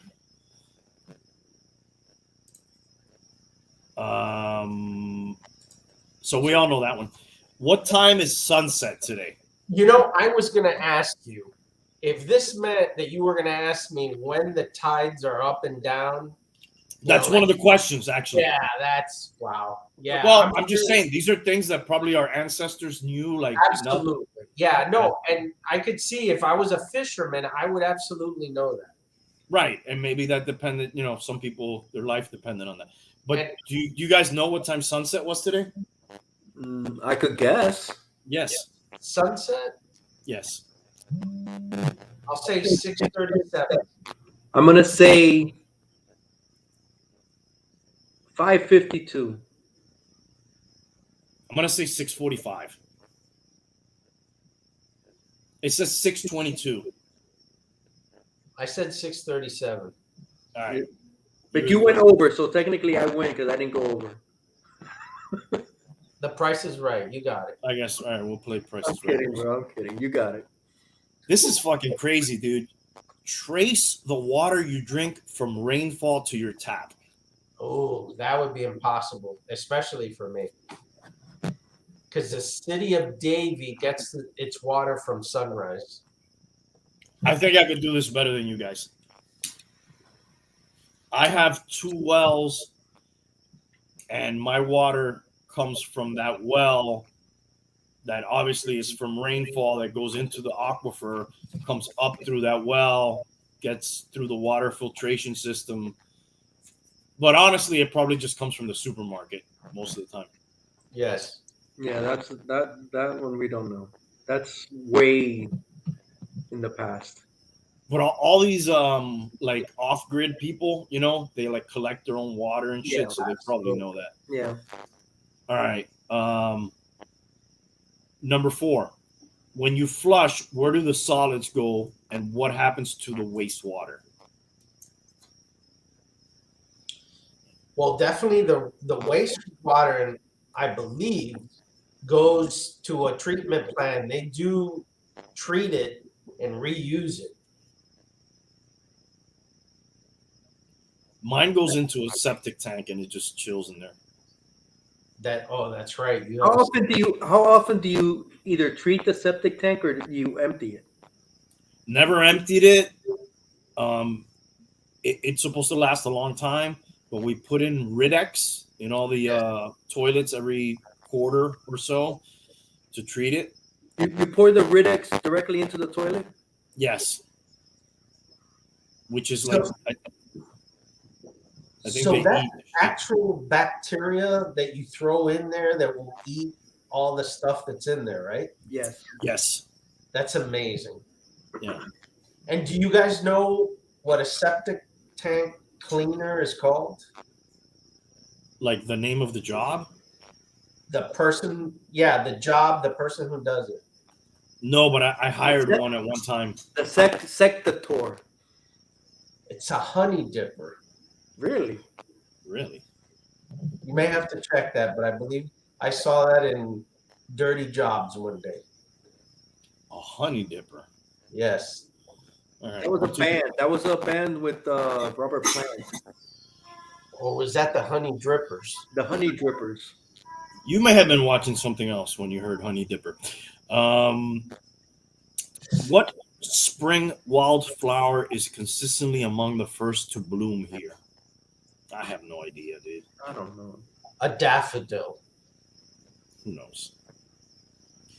How far do you have to travel before you reach a different watershed? Can you draw the boundaries of yours? I don't even think I understand the question. No. No. I definitely know number 8. Is the soil under your feet more clay, sand, rock, or salt? Man, I have a combination.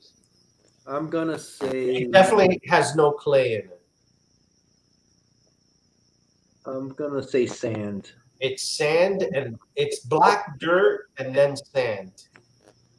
The sand is probably your fill that you have there. Exactly. I don't have much fill. Like there's certain parts here where I'm on coral rock, dude. Like there's parts here that you can see the fucking rock right there, and if you try to dig, it's coral rock right there. Before your tribe lived here, what did the previous inhabitants eat, and how did they sustain themselves? I mean, that's easy. They did it the same way I did, dude. Fucking supermarket.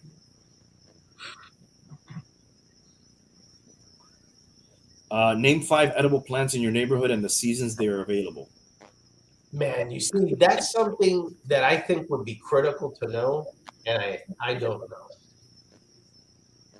I mean, I have like fucking mango, avocado, and banana and shit like that. But I don't think that's what they mean. That's not what they mean, bro. Like What do they hanging mean? fruit, I would know hanging fruit. I thought they meant like natural, plants and stuff that you could actually eat. They just say native, so I guess we'd have to determine if those plants are native to here. Like a holly bush or something. Yeah, but I Not don't holly's think bush. A holly bush. you keep talking about different things. You're on like a different list. Dude, I actually saw something on this on eating plants and finding out if they're poisonous. Like, let's say if you were stuck in the woods, Exactly. and it's a super long process, bro. It's like you gotta get it, rub it on your skin, wait a certain hour, see if your skin gets irritated. Then it's eat a little bit or dilute it. Dude, it's a super long process, bro. And you might die actually doing the process. I saw it the other day on TV. I was like, oh my God, thank God we don't have to do that shit. You imagine how many, there wasn't a lot of people at that time. Imagine how many of your tribe or they would, oh yeah, Johnny, he died because he ate this. Now we know we can't eat that, but it's because thank you, Johnny. And hopefully they remember it. And trial and error. How many our ancestors died just because they didn't know? Yeah, they Crazy. probably only died one time, and then the other guy was like, "All right, we're not eating that shit." We're not I eating remember it. I went on airboat ride a couple of years ago in the Everglades, and he pulled up next to some tree that had fruit on it. That honestly, I probably would have tried to eat it. And he was like, "If you eat that, you'll be shitting for a week, dude, and you won't be able to fucking eat anything." And it looked like fucking edible, dude. It looked edible, right? Yeah. All right. From what directions do storms generally come? From the west, where I'm at, it seems like it comes from the Everglades always. Yeah, it seems like it comes from the west. Yeah. You're talking hurricanes now, or just No, anything. No, from hurricanes come from the east. They come. Usually, Yeah, but the like storms- southeast, right? right. southeast. Yeah.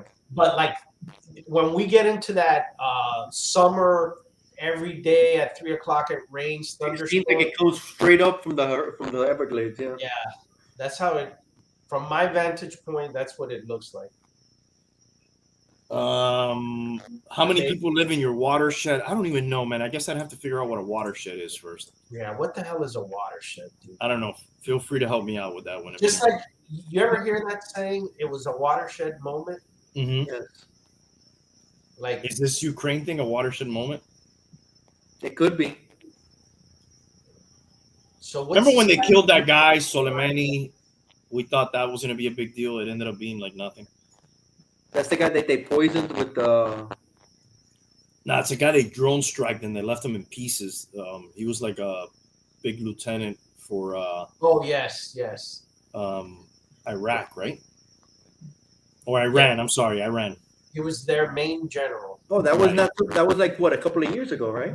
Yeah, it was like right after the pandemic started, I think. Yeah, I Yeah. remember that. You're thinking of the Russian guy, right? The dissident that mysteriously Yeah. died of like a poisoning. Yeah. Mm-hmm. I remember that And one then there too. was another guy that kind of took his place recently, a younger guy who was anti-Putin, and there's film of him on a flight where they poisoned him at the airport, and during the airplane ride, he starts having like convulsions and stuff, and they film it and they take him to the hospital. He survived, but they've tried to. I think they finally arrested him and he's in prison. Yes. But the first guy they actually killed with poison, Yeah, like he some died. radioactive. And you saw him; he was nice and healthy, and then you saw him, and it was like Yes, dude, it was it was crazy. horrible. I'm not gonna go through all of these, but here's an interesting one. Right here where you are, how deep do you have to drill before you reach water? Don't know. 10 feet. The farthest I've dug out here in my backyard is maybe 2 feet. Did you reach water? No. Yeah, I think I'm probably like 4 or 5 feet. A lot of people out here have those natural pools where they start opening the ground, and then it's just the regular water table or whatever you want to call it. They make a pond. Yeah.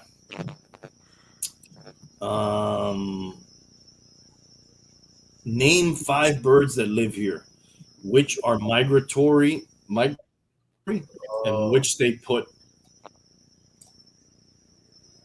Well, the easy one would be a mockingbird because that's the state bird. I didn't even know that. I see blue jays. I don't know if they're migratory or they're based out of here. What's the number one bird you see flying around? Those black fuckers. Vultures, right? No, not the vultures. The little black ones. What are those? Yeah. Crows? Yes. Not ravens. No, they're like a species of crow. But Yeah, it's I like see a magpie, like Heckle and Jekyll. also there's migratory martins. You guys know the martins? It's like a little blue bird, I think. I see a Here's ton of- high tide, Mom. Yeah, that one. That changes all the time, and there's like two of them, right? Yeah, There's- well, there's low. No, but there's two sets. One in the morning and one at night. Like 2 high tides and 2 low tides. Isn't there? Isn't that what king tide is? I thought there was a low tide and a high tide. No, king tide is when it's a full moon. It's usually like in October, and a king tide it rises. It's when the high tide occurs during a full moon, and it's higher. So it's doubly higher. Yeah, and that's what messes up Miami Beach a lot. Right. Let me look it up. High tide today. So there's only one low tide and one high tide. I think it happens twice. 4:25 a.m. I think it happens twice in a day. Yeah. That's what I thought too, but the goat seemed skeptical, so I backed down from my position. You know what? They have 2. They have a low tide at 5:18 a.m. and then another one at 5:29 p.m. Yeah. And they have a high tide at 11:30 a.m. and one at 11:32 p.m. That's what I thought. I thought they have were two. more. What primary geological process or events shaped the land here? Hurricanes. Also, diversion of water, dude. Probably Erosion. like canals and fucking, because this was all a swamp, dude. Mhm. Canals and fill. And most of it is built on limestone. Mm-hmm. Well, that's Like, there's some people that'll say like in 10 years we're going to be underwater. I think that's extreme. Yeah. I don't think it'll be 10 years. 10 years. Yeah, there's people that say Lake Okeechobee will be an infinity pool. Over Florida.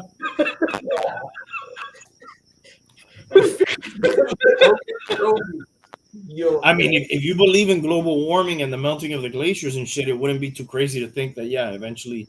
No, definitely. I think eventually, yeah, but not within 10 years. Yeah, 10 years is maybe too aggressive. Where does your electric power come from and how is it generated? Turkey Point. Turkey Point. Yeah. Power plants.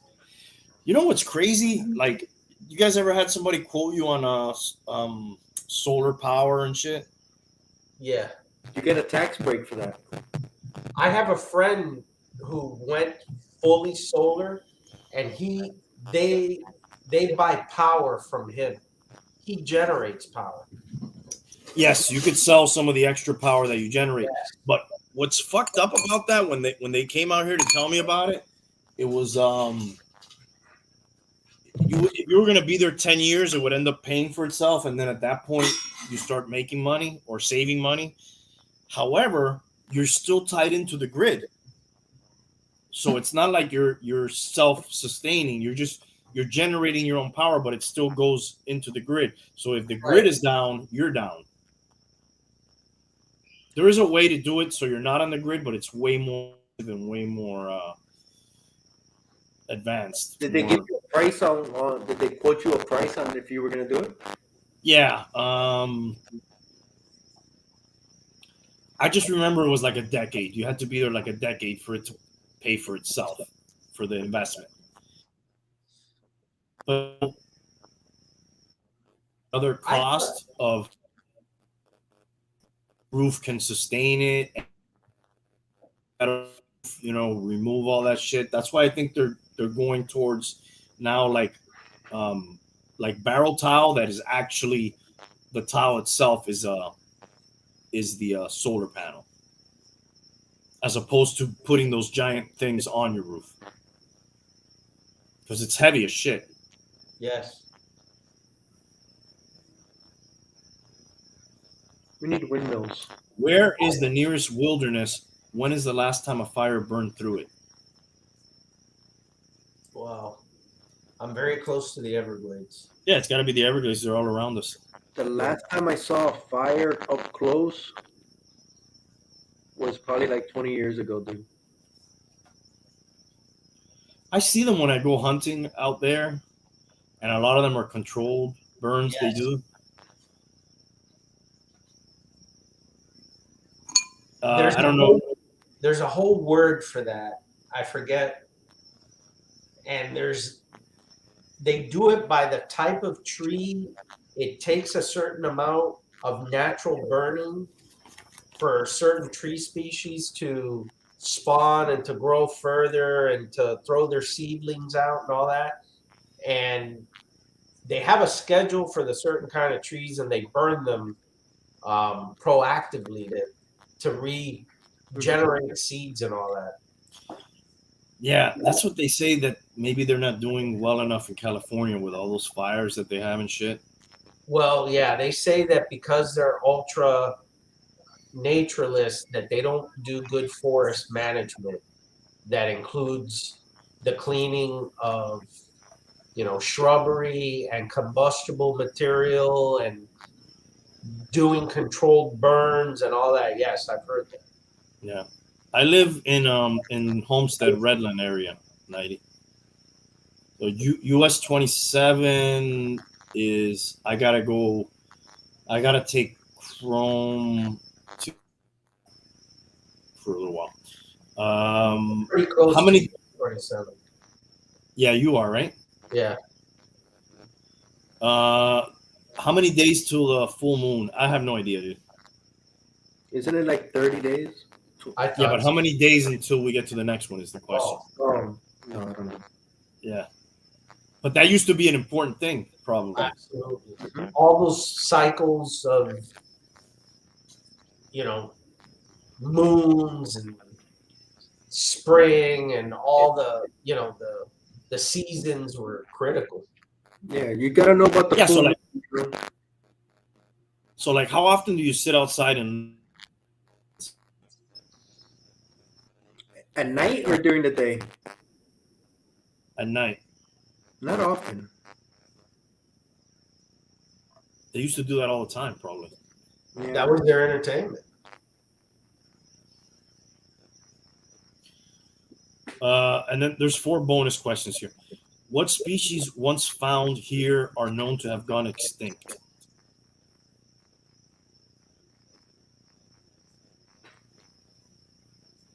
I mean, the panther would have been extinct if they wouldn't have like brought in some other cats to like crossbreed. Yeah, with it. that's a good question. Yes. That were only specific to here. Gorillas. Yeah, it says what Didn't species we- once found here are known to have gone extinct. The lowland gorillas. The dodo bird, The saber-toothed tiger. the woolly mammoth. The I don't think giant, those were here. the giant sloth.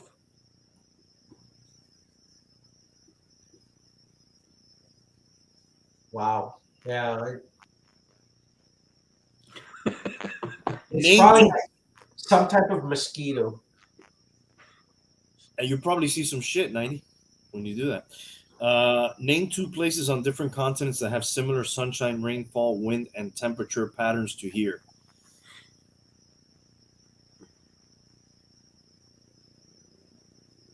Thailand.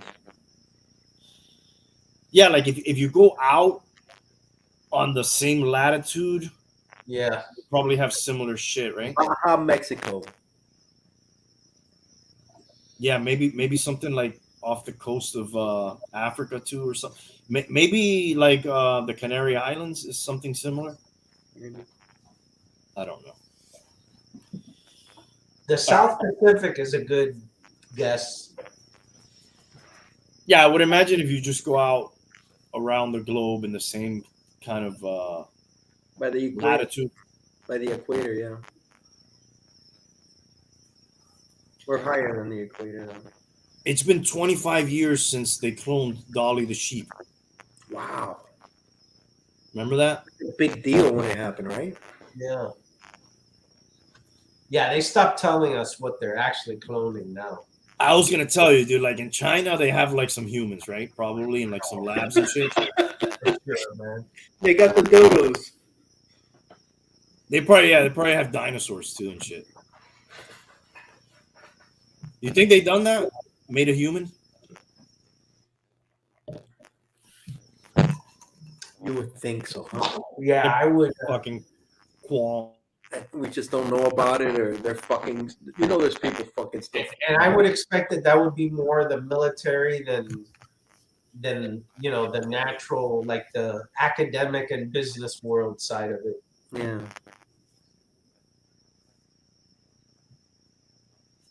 Who knows what the fuck they're making? Well, right they now. did a human centipede. Oh, it's disgusting. That's a movie, right? Yeah, it's fucking disgusting. What? That's not real life shit. Oh, No. the centipede. Is that the one where they sew the mouth to the butt? Yeah, and then they what is it that they sew the mouth to the butt of the person in front, and then they break their legs so they bend the opposite way or some shit. It's just fucking sick shit. I think you're gonna have to go back to your computer mic, dude. It's like,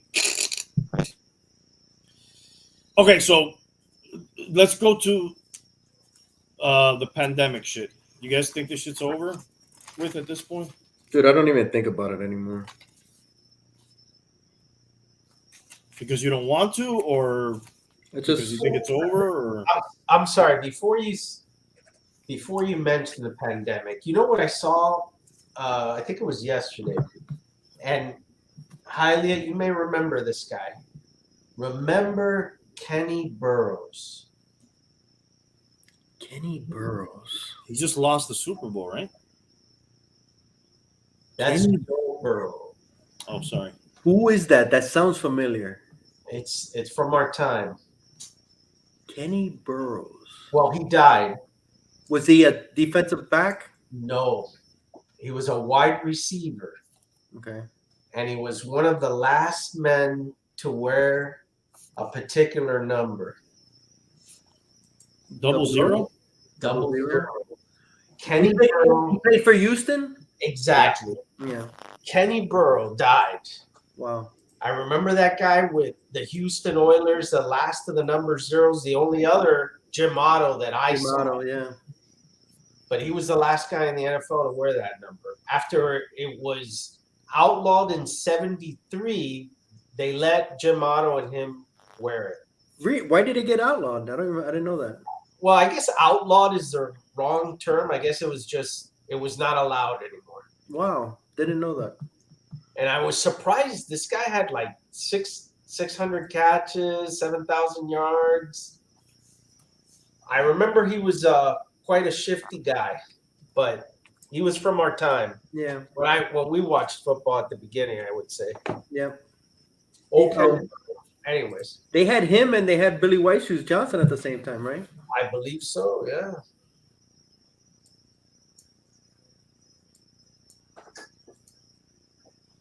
Kenny Burrows. The Dolphins got a bunch of ex-Dolphins on the coaching staff now. They did. Welker, Madison, Surtain. You remember when Surtain went Surtain? You remember that? Like he changed his name to Surtain?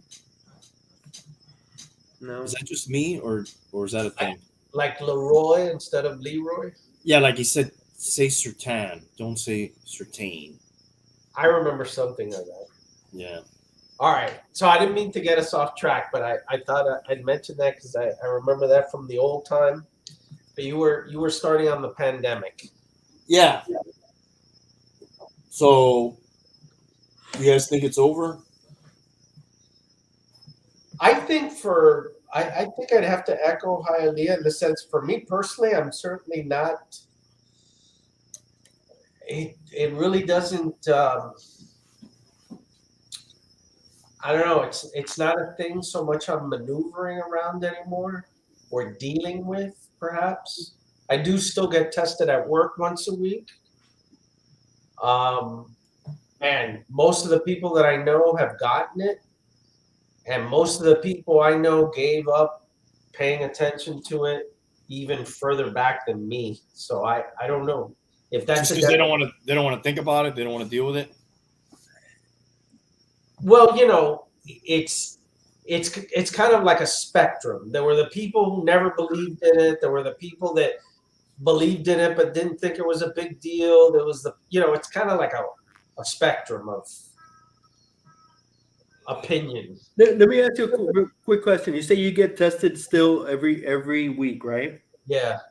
How many people work with you, or in your firm, or where in your job? How many people? It's so funny because in the office, there's barely anybody there, Okay. but they just want to make sure that the people who do go, are not going in with COVID, Are, right? and everybody gets tested once a week. Yes. How Which, many of those? How many of those do you see? Do you still see people getting positive, testing positive? yeah, there's people that have gotten sick in between the tests, which is really ludicrous, right? I mean, you're testing once a week. That's for a given point of time that Yeah. you can, you could come in the next day, get exposed, and I mean, I guess it's to be able to say that you're doing something instead of not doing anything. I guess is what that's about. But It's almost like a random drug test at this point. I I guess it's to catch the person who actually comes in sick at that moment. That's the only thing to me that could really be helpful for.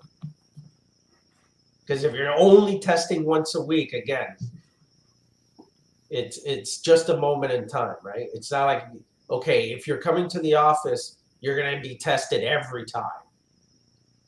Mm-hmm. It's not that. So The whole Canada shit died down with the truckers, right? Like they squashed all those people, pretty much. I heard there was one being generated here, and they ordered extra National Guard at Washington because there's supposedly one that's being generated here, and they're going to drive up to Washington. DC, I read about that. Yeah.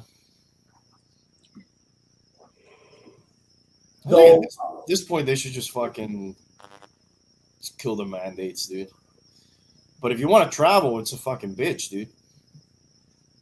Oh, yeah. See, that's where it starts to get a little complicated. My daughter wants to do this internship this summer where she goes to Washington, D.C., I think to Boston College to do something. And one of the requirements is she has to be vaccinated. And my daughter got COVID. So, my thinking has been she doesn't need the vaccine. Right. So You have the best antibodies, even though the people that got the other version get this version. So I wasn't pushing. I wouldn't push the vaccine on my daughter because of that. But now you have the quandary of if she wants to do this activity, which is a really good opportunity, that she has to be vaccinated. Yeah, that's when as much as you want to say, oh, I don't worry about it, I don't think about it, and then like something like that happens, you're like, oh shit, it does affect me. Like right now, I probably would have gone to Argentina, to attend my father-in-law's funeral and be there for, support and whatever, but I would have had to run out and I wouldn't have been able to do it. It would have been impossible. You got to get vaccinated. You got to wait 12 days. I think there may be some sort of workaround if you have proof that you got sick and then proof that you're not sick. Just like a lot of rigmarole, though. Well, it's not that complicated. Like, so for my daughter, we're thinking that she could probably get a religious exemption.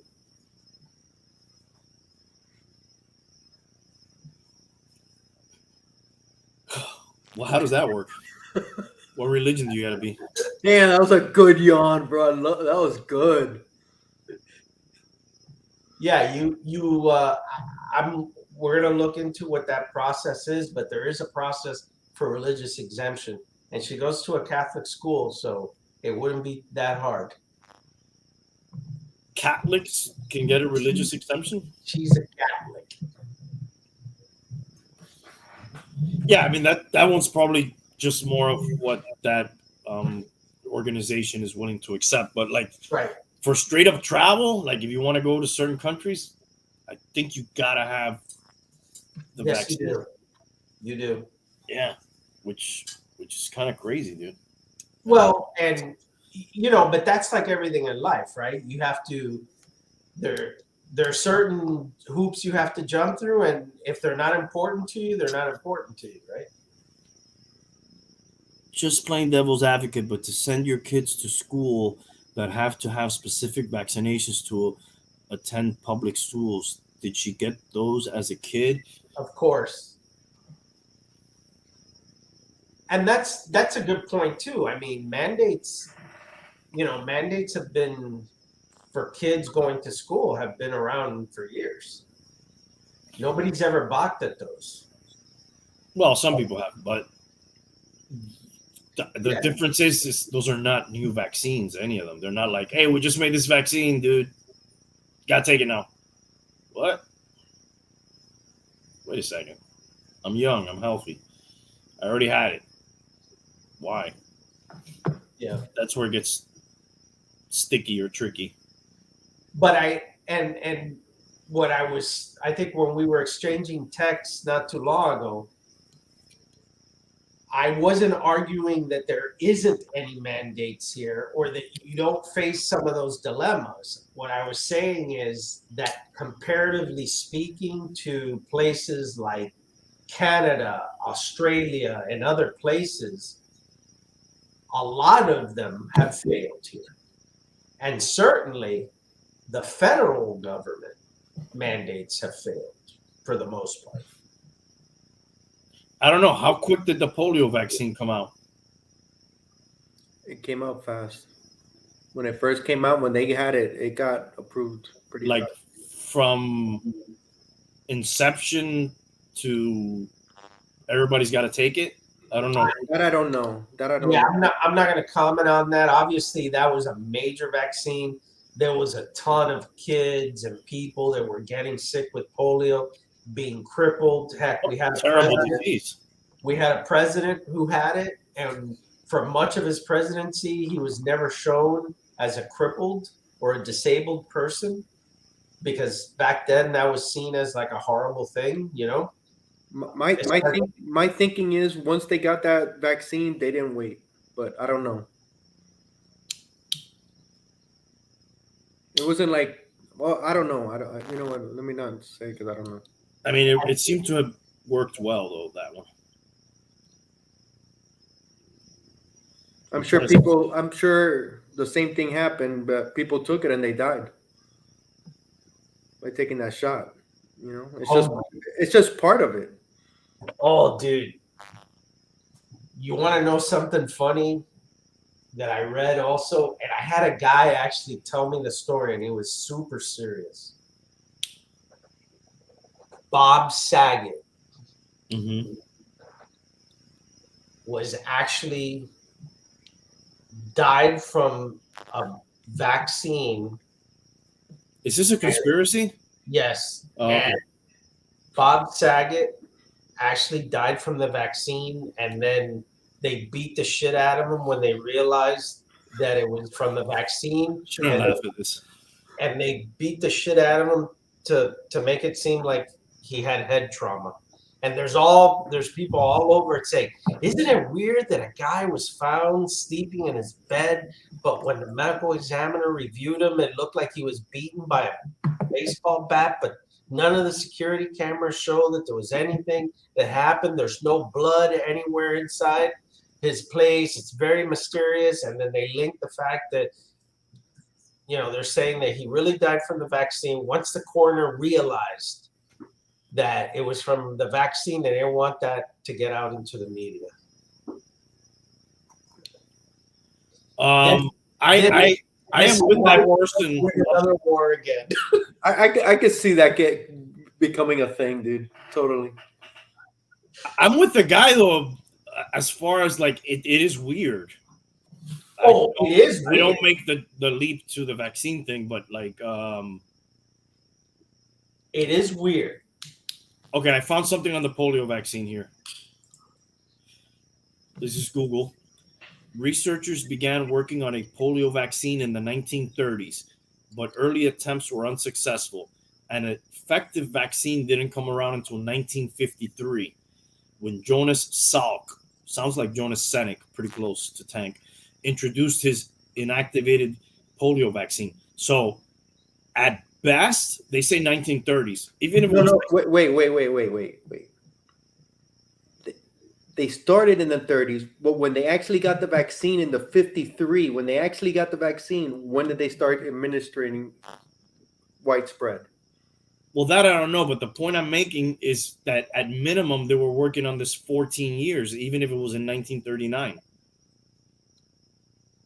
You know what I mean? I understand that, but the thing you got to think about the vaccine for the COVID, that it wasn't completely something brand new out of, they've been working on different vaccines.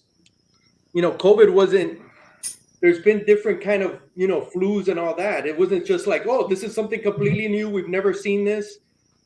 Well, no, they made it in the lab, so they were probably making the It's vaccine. too, I think what you're trying to say is that it was using existing properties. It's not like it wasn't like we went to the moon for the first time. Exactly. That's exactly what I'm saying. It's kind of along the same.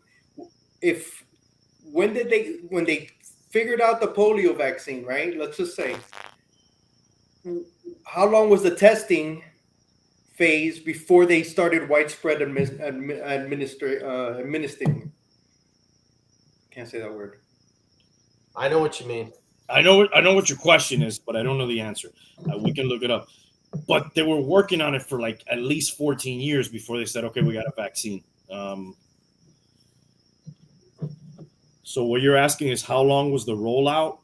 I would expect that it probably wasn't urgently pushed out because that wasn't considered a pandemic.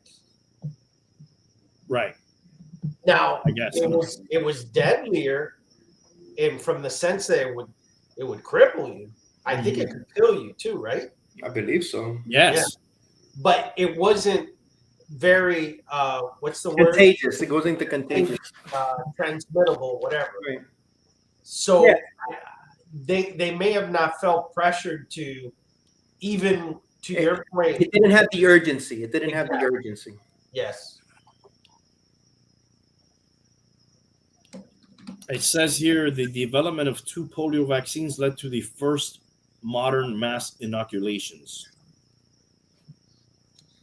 And by the way, the thing about travel, I believe there's a certain part of the population that didn't care about anything related to COVID, its effects, or anything, but strictly got it to not be stopped from traveling. Mm-hmm.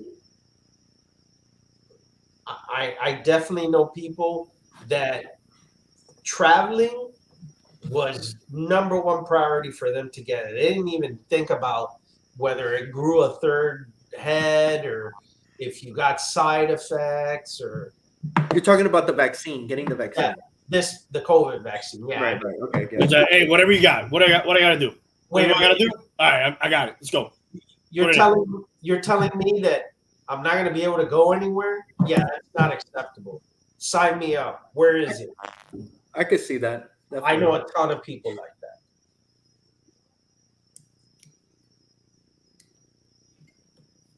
Okay, it says here, 1952. This guy Jonas Salk, he went on CBS Radio to report a successful test on a small group of adults and children on March 26, 1953. 2 days later, the results were published. Then his vaccine. 2 days later. The results of the test that he had run were published 2 days later. Then it was used in a test called the Francis Field Trial, led by Thomas Francis. At the time, the largest medical experiment in history. The test began with about 4,000 children and eventually involved 1.8 million children in 44 states from Maine to California. The results of the trial, field trial, were announced in 55. So that was a year. It took a year for that trial, for them to announce the results. It's a lot of material. So at least a year in trial. I don't know if immediately after that then. I don't know, dude. It seems like they worked on it for a long time. Definitely more than the COVID. But that wasn't obviously that was something that was fully disclosed, right? It's not like that was a secret. Mm-hmm. But look, they call it, a mass experiment. That's like a big no-no to call it with any of these. Like, you can't do that for whatever reason. You can't say that.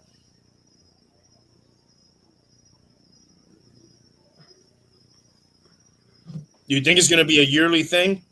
Like, that's it? That's going to be there forever? Well, I certainly would expect that it'll be normalized like the flu at some point. I'm referring more to like the travel. Like, okay, did you get your COVID shot this year? Oh no, you can't. Can't go. I imagine that'll be lifted eventually.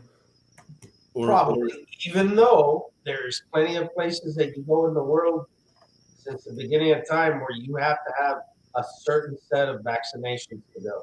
Isn't it for like malaria and different things like that? Certain places in Africa, Indochina, the South. Okay, but wait a second though. You've been around. When have they ever asked you for a vaccine anywhere you've gone?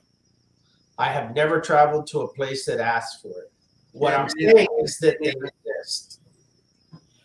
Yes, of course it does, but it's very rare. Like, you've been all over the place. I've been to, different places. Hialeah, you've been around.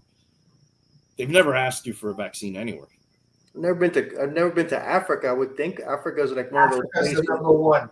I've had a couple friends. I mean, I'd want to ask that they have their shots before I go fucking in the fucking outback or the safari or whatever.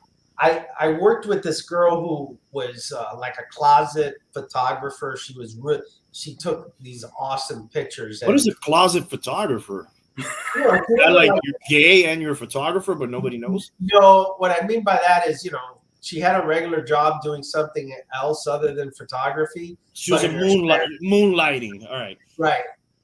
But every year she would take trips to very exotic places, to take nice pictures. And she would do an Africa safari at least once a year. And I do remember her telling me, she would have to take a myriad of shots to go, vaccinations to go there. But it's not every country. It's not even close to every country.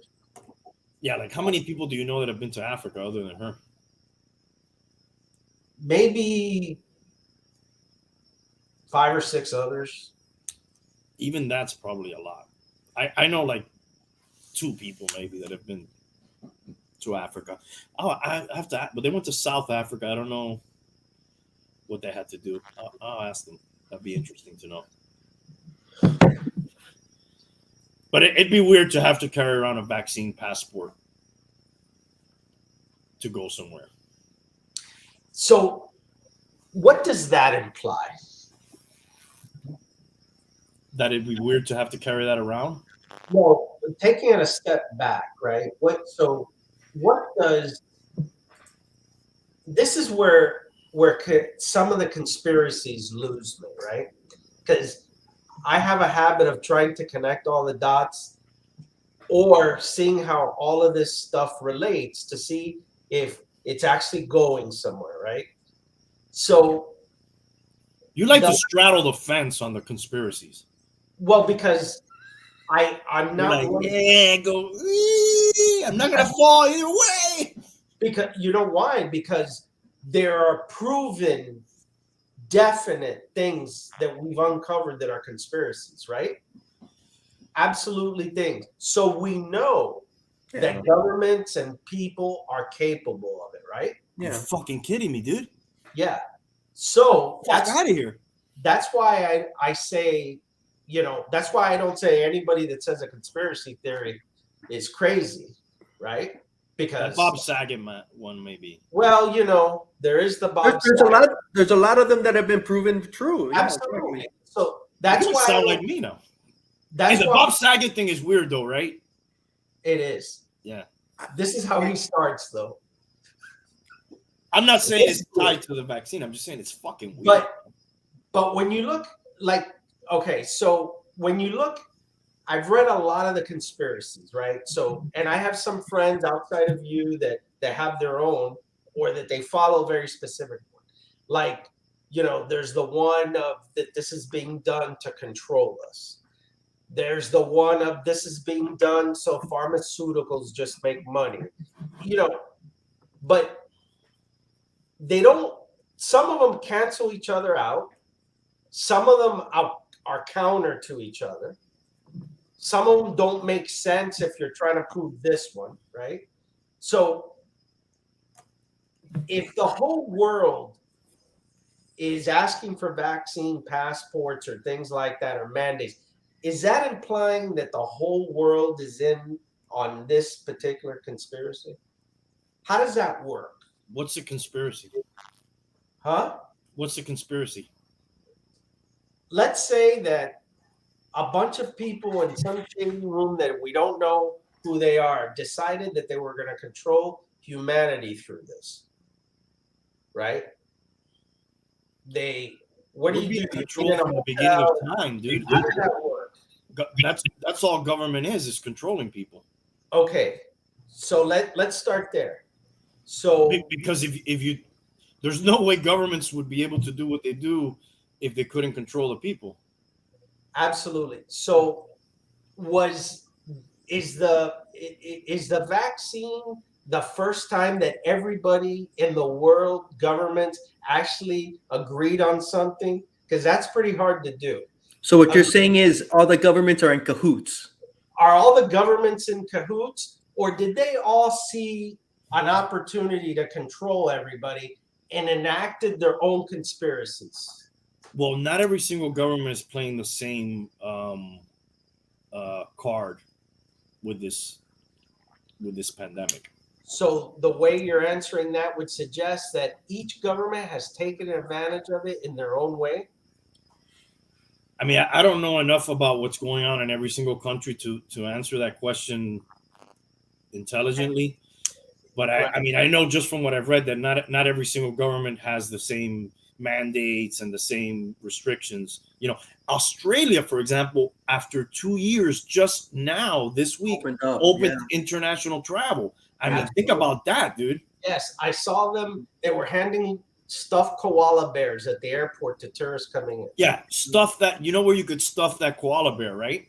But what I'm trying to get to is, for the conspiracy theorists that believe that this was done to control the masses, right? Are we saying that every government in the world was in on the plan? I don't know. I know that every government is all about control. That is just, right. So then the way you're answering that would suggest that maybe they weren't in cahoots, but they saw the opportunity to control people and enacted their own conspiracy. I just think the midterm elections are coming in this country, and then all of a sudden restrictions are the science has changed now. And that's another thing. I do believe Peter McCullough in something that he says, that a lot of this is incompetency too. I agree with what he's saying, by the way. And sorry, he is taking a shot at you guys, but I always said, dude, it needed to be more targeted. The effort. Young people, healthy people need to keep working. Older people, immunocompromised people, yes, they need to get the vaccine. They need to maybe quarantine. They need to do that instead of everybody got to stay home. everybody's got to get, all these shots and the booster and the other booster. It's Well- like playing with this big brush that, everything that maybe there needs to be some detail over here. Well, and I agree that was a failure in their part, that they never looked at this in a targeted way. And it all started with, there was never any trying to figure out, like, they didn't get testing going right away. So they couldn't even figure out where this thing was, because if they did, they would have been able to contain it and say, hey, let's lock down Washington, because the only 2 cases that we currently have, because we've done testing, is there, and we need to shut down Washington and isolate them. The state of Washington. The state of Washington, for example. Mm-hmm. They never did that, right? They never put, and what I was going to say about Peter McCullough is that he said there was a lot of incompetence in this, and I have to agree, right? Which people turn into, it had to be a conspiracy. For example, that statement that you said, the science has changed, that is the stupidest thing that they could say. It's not that the science has changed, it's the circumstances have changed. And they keep saying the science. It's the circumstances that change, not the science. The science is math. That is 2 + 2 is 4, right? But it doesn't always, that doesn't change. The circumstances change. What happens with the science too is they find out new things and it evolves, and that's always it. Change is it's a bad word. It's almost like a bad word. No, it progresses, because it's one step after another. It's not going to be the same science from a year ago. They're gonna figure out more stuff. If this was a business, if this was to be looked at as a business from a marketing perspective, their messaging and their communication was poor from the very beginning. And mind you, through 2 different administrations, okay, with completely different points of view, supposedly, right? So I think that was a big thing. That was a failure, right? And, really terrible messaging. Initially they said if you took the vaccine, you wouldn't spread this. That should have never been said.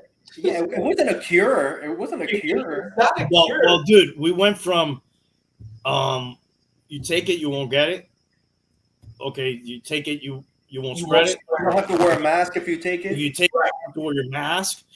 And then, like, when we finished, we were like, if you take it, you're probably not going to die. Yes. That's pretty much what I got. And if we would have just started with that, we would have been okay. Exactly. And yeah, maybe we work backwards. Hey, we're not going to die.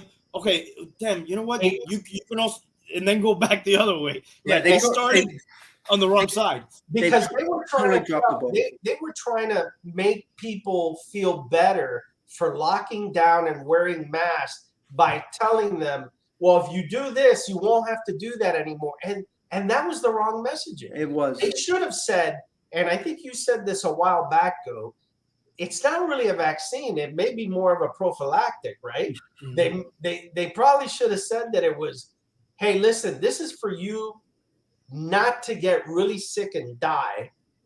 It's not going to stop the spread, and you should still wear your mask.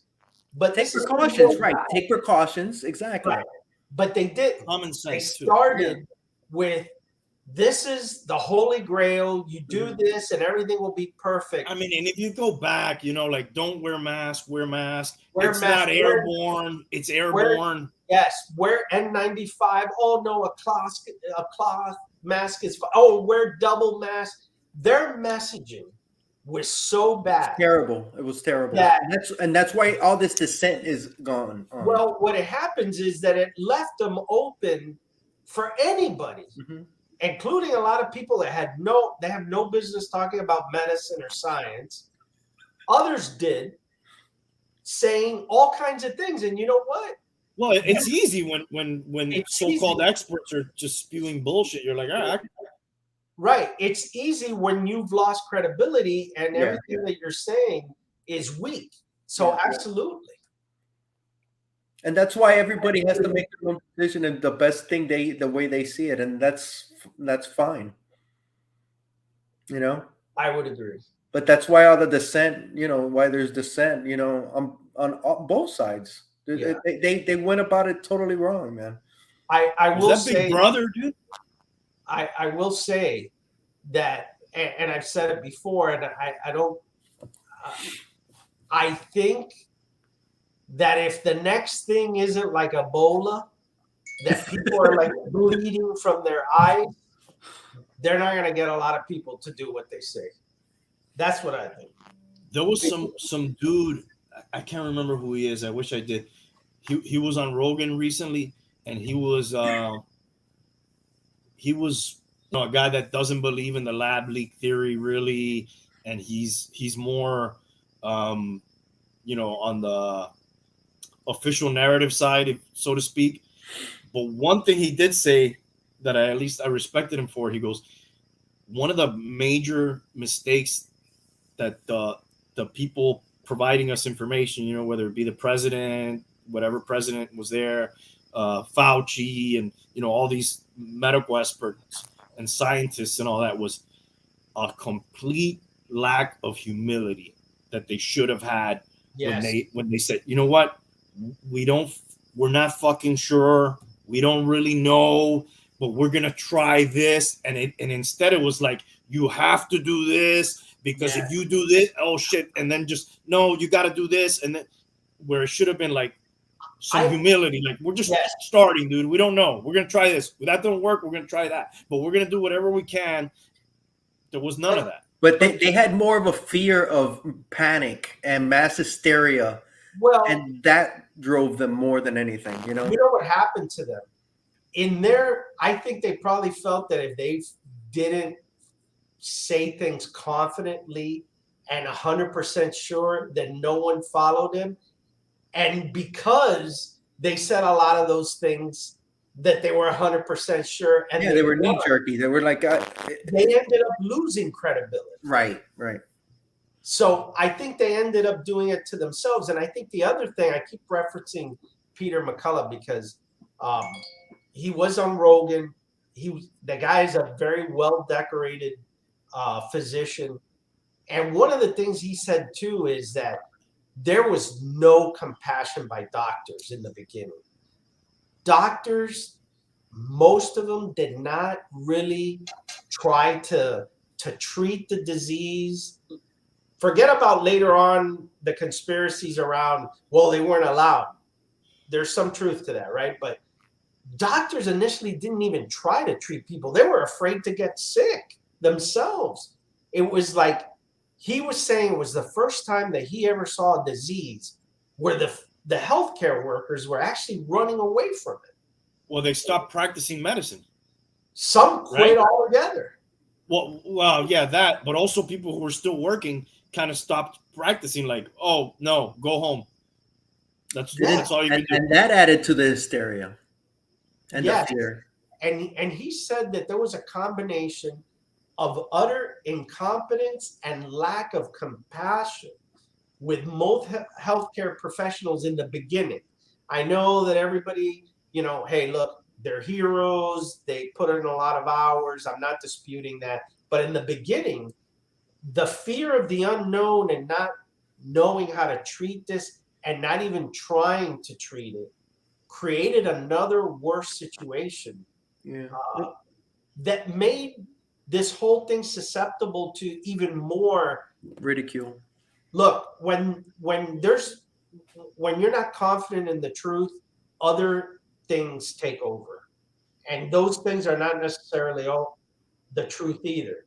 But yeah, dude, when I look at all these conspiracy theories that come out, it's like there's a reason that they're coming out, right? And it's because there's a distrust and there's been a proven lack of good information, and then that's what happens, dude. It like breeds it, I'm not saying it's right, it's correct, but there's a reason that all this shit happens. Yeah, I think that probably the biggest problem with this thing has been the messaging, the communication, the lack of humility, as you said, the lack of compassion, information, and I think that's hurt this thing. And I say it again, to the point that this will do damage to us later on, because when we need somebody to gather us together and move us in a unified direction, there's no way in hell we'll be able to do it. There's just no way. Yeah. No way. Dude, I'm a proponent for like people should be able to choose what they want to do. Yes, I get it. Vaccines have been around forever. I think at this point, people should still get the benefit of the doubt. Especially the one that really kills me, dude, is like those frontline workers who put everything on the line without a vaccine when there wasn't a vaccine to try to help people. I know you said that doctors weren't, but there was still a lot of people, working in ERs, people working trying to help people without a vaccine. Without there was no vaccine at the time. So and then later, those people, for whatever reason, religious, hesitancy, whatever their purpose was, they would lose their jobs if they didn't get the vaccine in certain places. So like, fuck, you're gonna put that person out on the street now that in the worst moments, went out and laid it out for you. I think that's fucked up, dude. I don't know. And you know what? At the end of the year, at the end of all this, it is really interesting how something that was created well over 200 years ago, right? It's kind of the thing that still saves us. And what I mean by that is the whole reason that, whoever was in charge, whether it was Trump or Biden at some point, did not go in there and put some type of massive mandate, and just take full government control, is the way that we're built from a constitutional perspective. States' rights, federalism, there were still some controls, so nothing could ever just take over like that aggressively. Not saying that there wasn't people trying to do that. Not saying that there's people still now saying that we should do that, right? Heck, I saw an article from Bill Gates that said that if everybody would have handled the pandemic like Australia, we would never have a pandemic again. Yeah, we probably have suicidal people and very unhappy people, because that was draconian and way out of line, right? That, they were able to do that where they had majorities and things like that, but overall, fairly under control. And I say again, I think that politicians are going to stay away from trying to ram that down people's throat going forward, especially with the midterms coming. Like I said, I think unless it's Ebola the next time, it'll be difficult to push some of those things. But we'll see, right? Yeah. There's a lot of people who don't trust pharmaceutical companies too, dude. I just saw that series, Dope Sick. I don't know if any of you guys saw that one on, I think it's Hulu, which is about the opioid crisis.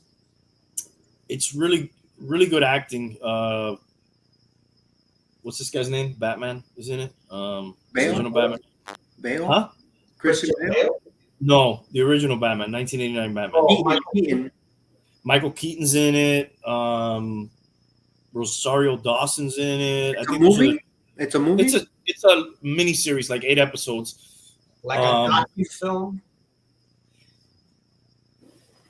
Yeah, it takes place like in a small town, which a lot of that opioid crisis kind of happened in small towns. This was like a mining town, so they had a lot of injuries. A lot of those people that worked in the mines, and they show how the sales agents go to the doctor's office and dude, the FDA slapped, it's OxyContin was the drug.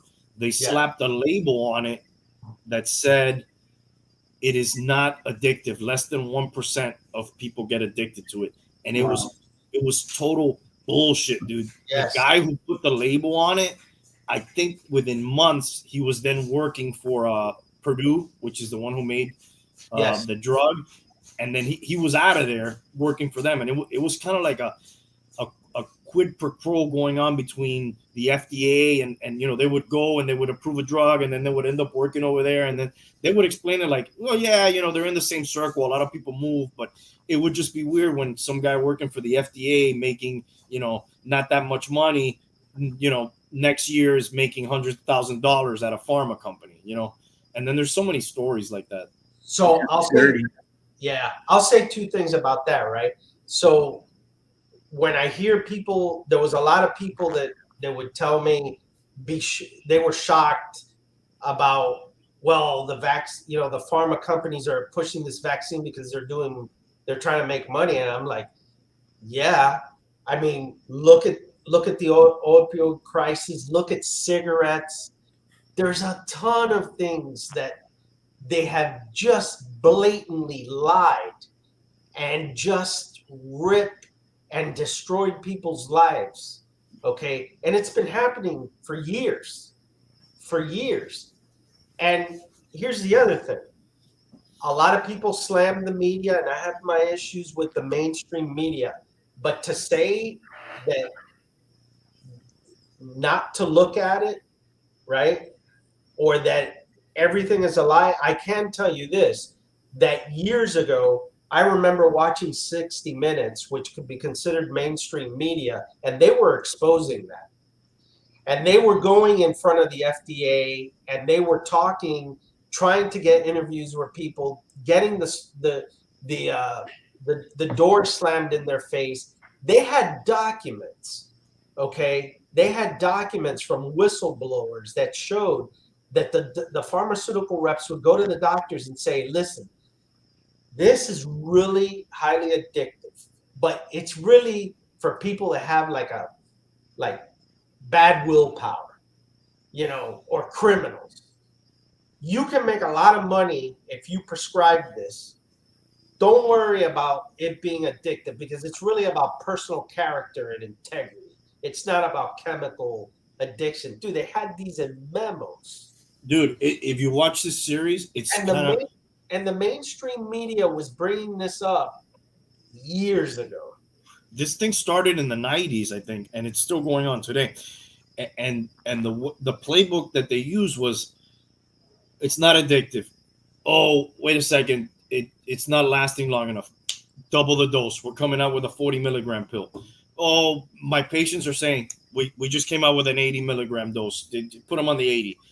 They went up to like a 160 milligram dose, and they slapped them with a black box label, I think, at some point, but they also said it can be used for long term. So they even like found a way to then use that, like everything that happened to the drug, they found a way to pitch it to the doctors. And then there was the pill mills that didn't give a fuck. They had druggies, lined up outside, and they were just like, all right, fucking profit. And that drug supposedly changed. It changed I'm not a fucking doctor, but it, like, what I understood is it like changed the wiring in their fucking head, and it was so extremely addictive. Yes. That get that wiring back, they said you had to spend 2 years clean dealing with extreme withdrawal and just to get yourself back. But like hardly anybody was able to get off of it.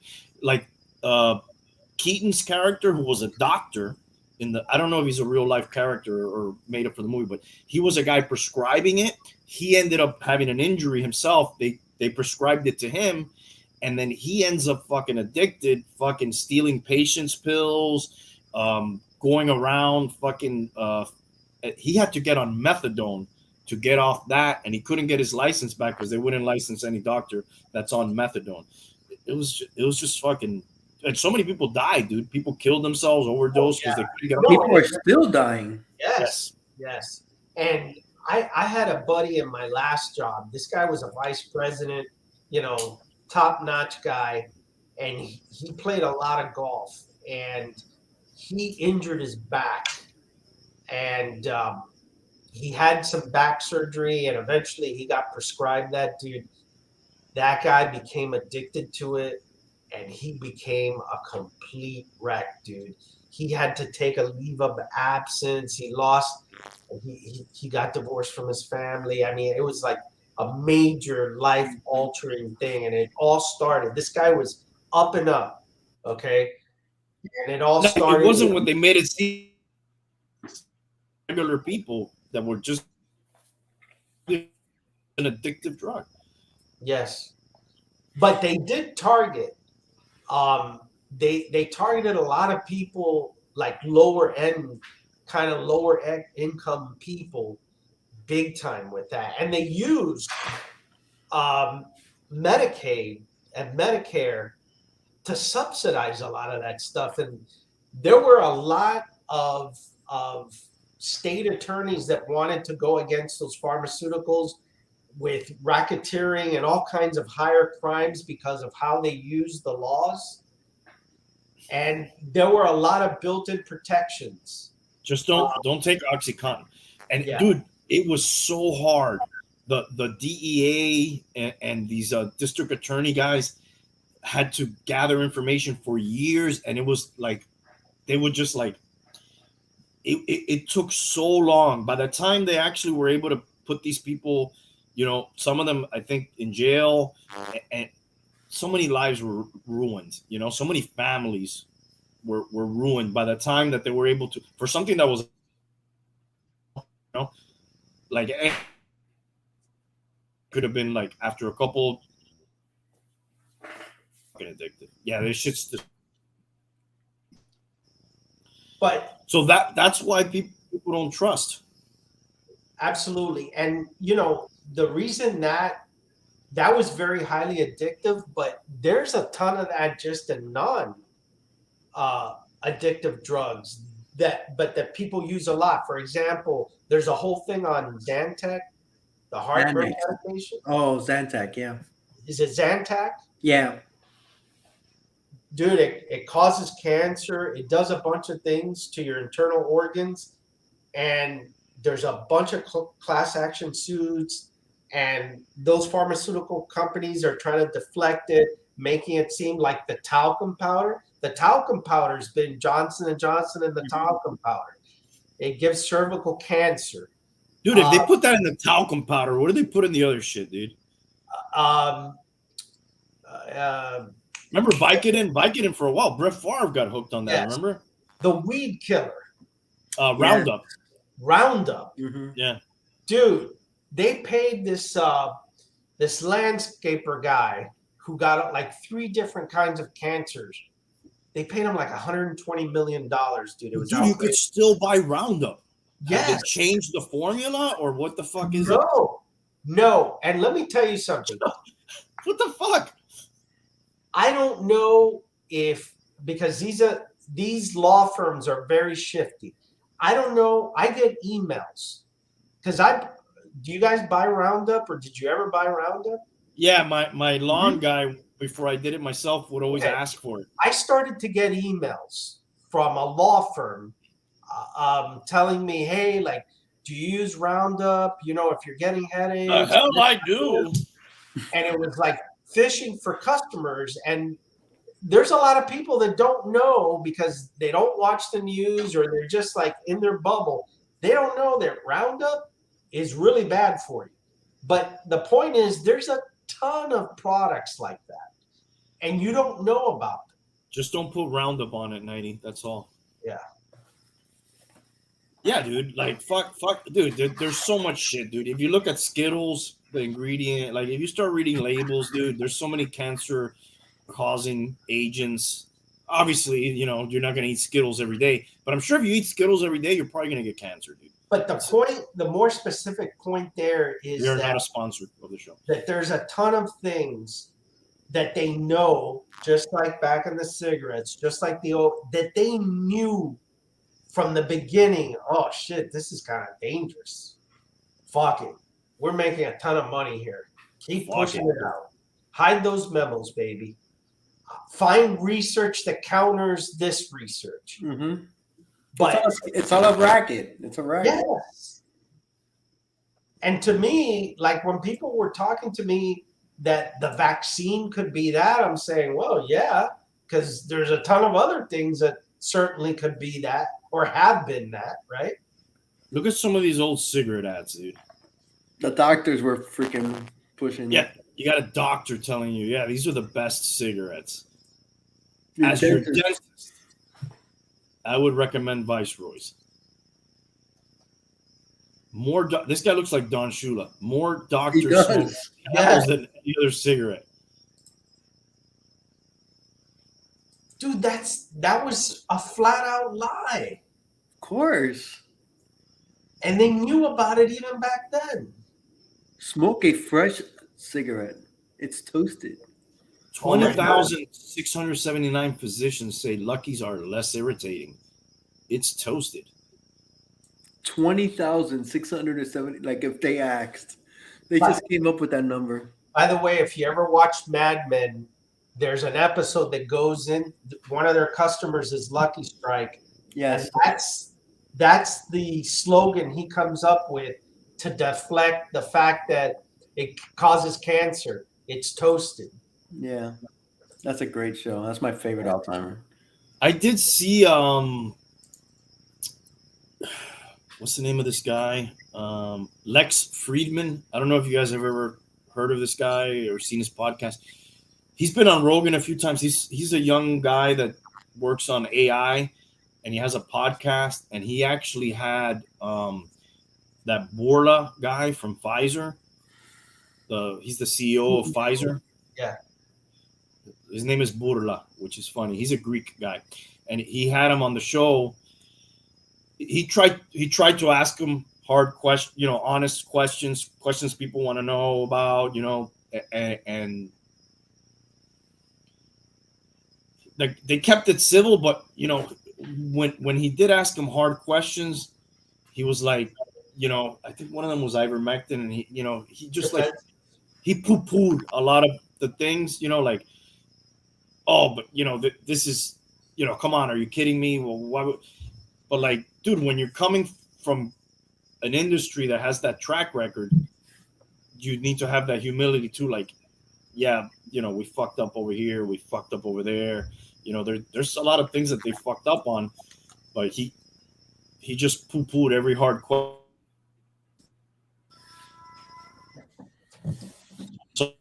To A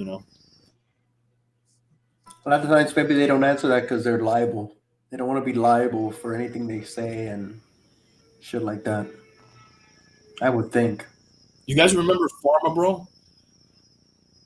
What? What? Do you guys remember Pharma Bro? Pharma Bro? Yeah.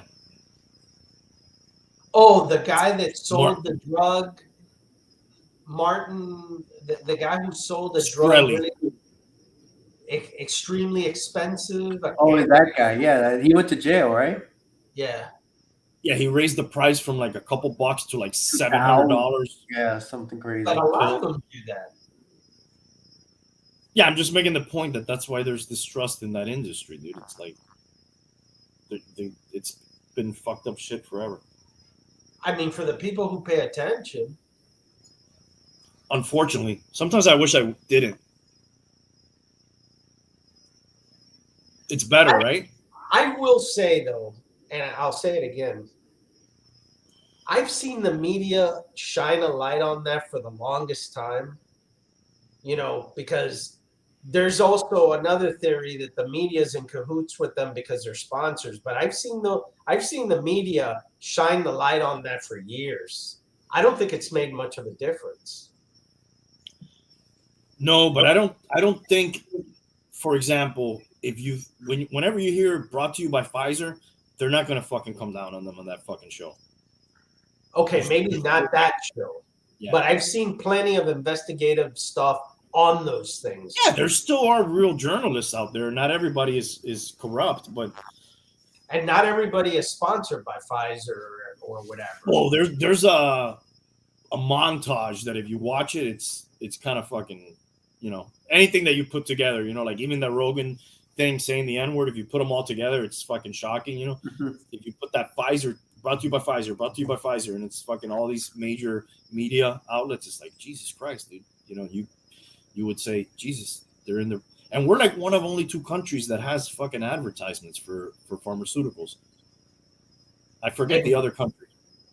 And and there was also the media that took off, cigarette and alcohol, which was a huge moneymaker for them from TV and a lot of the radio ads. I mean, when I was growing up, you used to see that stuff. The Marlboro, the Marlboro man commercial. Yes. You can still advertise alcohol, though, right? And cigarettes. I don't see that much. Do they have it? No, cigarettes not on commercials. No. You could do it in print, I believe, but not in commercials. Used to be able to do it in everything: radio, print, TV. Not cigarettes, not anymore. You don't see cigarette commercials. No, it hasn't been for The 70s, maybe? I would have said the 70s, but maybe it was the early 80s. I'm not sure. Definitely when I was a kid, I used to see them. I used to see the Marlboro, and that guy died of cancer. The Marlboro man with his horse on, I mean, well, There's a movie sorry. about that, right? We still believe see so. beer commercials. You could still see beer. You don't see liquor. Or do you see liquor? Or Oh do you- yeah, dude, you see Yeah, them you because do. You do liquor. Yeah, you see liquor. you see like the barrels, like some celebrity will go and they'll brand the barrel. Yeah, I'll come back and get this one in 10 years or Yeah, some Grey shit. Goose and all that. You see the liquor and alcohol. Right. You don't see cigarettes. But it sort of it was removed at one point, and it sort of came back too. Yeah, like what's the name of this girl? She was from that 70s show. I've seen her in some liquor ones. Who else, dude? I see a lot of the whiskey ones. Yeah, you do see the liquor. You see the Jameson where he goes against the octopus. Yeah. Yeah. The Clydesdales, that's beer though, not liquor, but those are I'd out love there. to see the Captain time. Morgan. Yeah. Yes, with a little leg standing up, they're out there. But the cigarette ones, yeah, maybe print only. Print, I don't- I believe is all they do. and you don't even see it that much in movies anymore. No, not as much. But not that I don't think that many people smoke, dude. Now probably is like a lot of vaping and shit.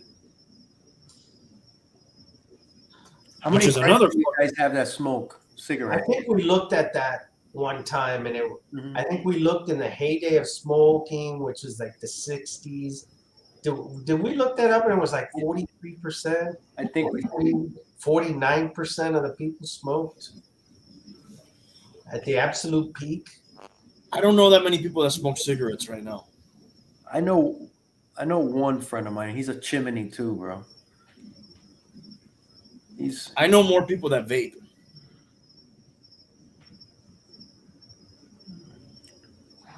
I don't know that many people. So it's not like I have a big fucking A couple years ago, 2019, 14% of people smoke cigarettes.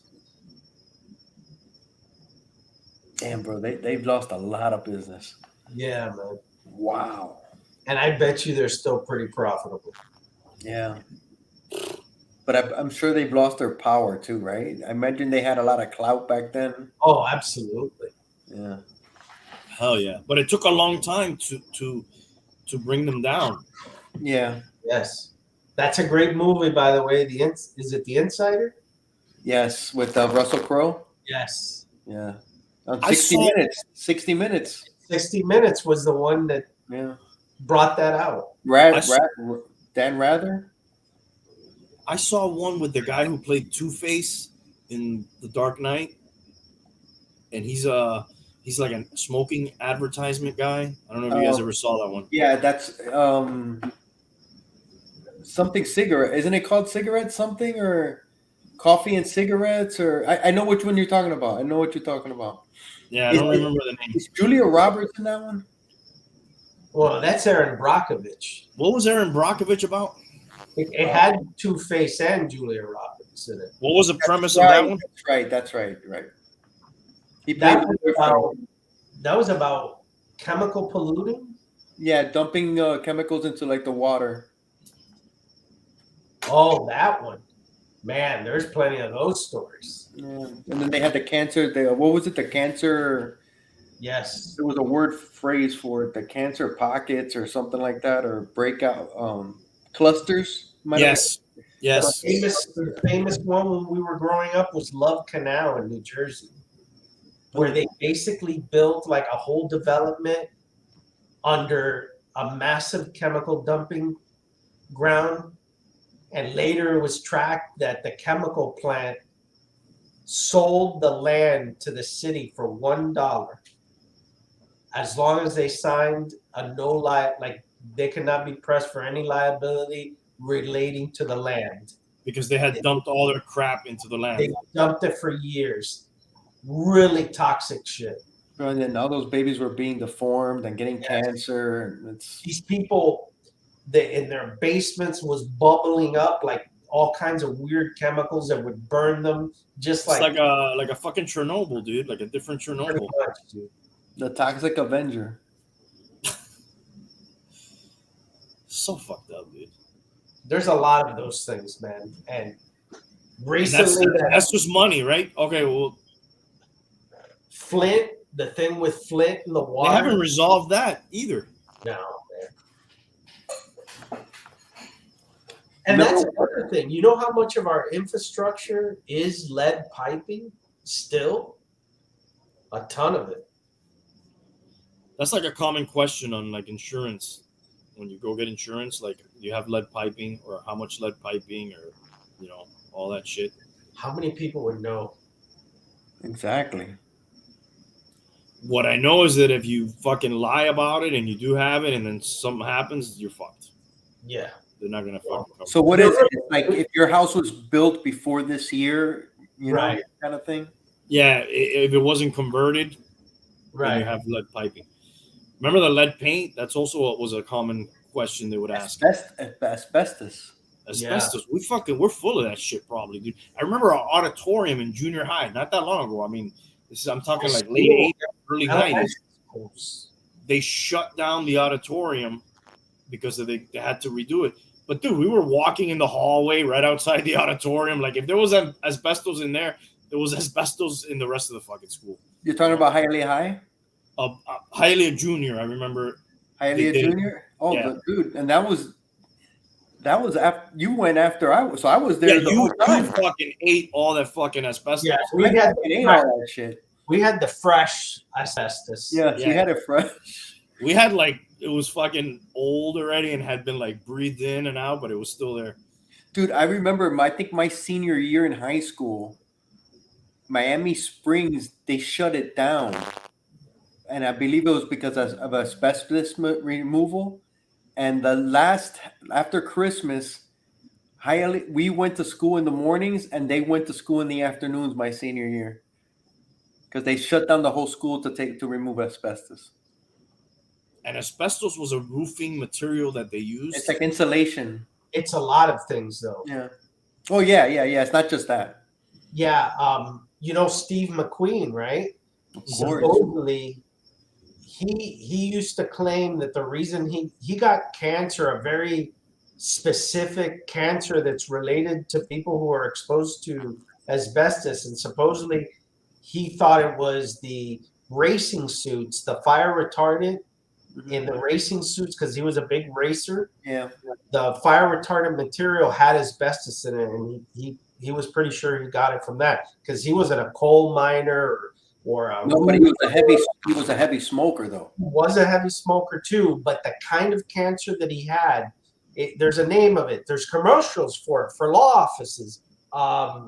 Melothemalia, something. Methylloma or something like that. Yes. Yeah. It's a very specific cancer you get from asbestos. Yeah, he did Le Mans. He did Le Mans racing, right? That's right. He did the movie, yeah. We actually sell a statue of him in that Le Mans pose at Man of Action Figures. You guys ever seen that movie? Yes. With Steve McQueen? Yeah.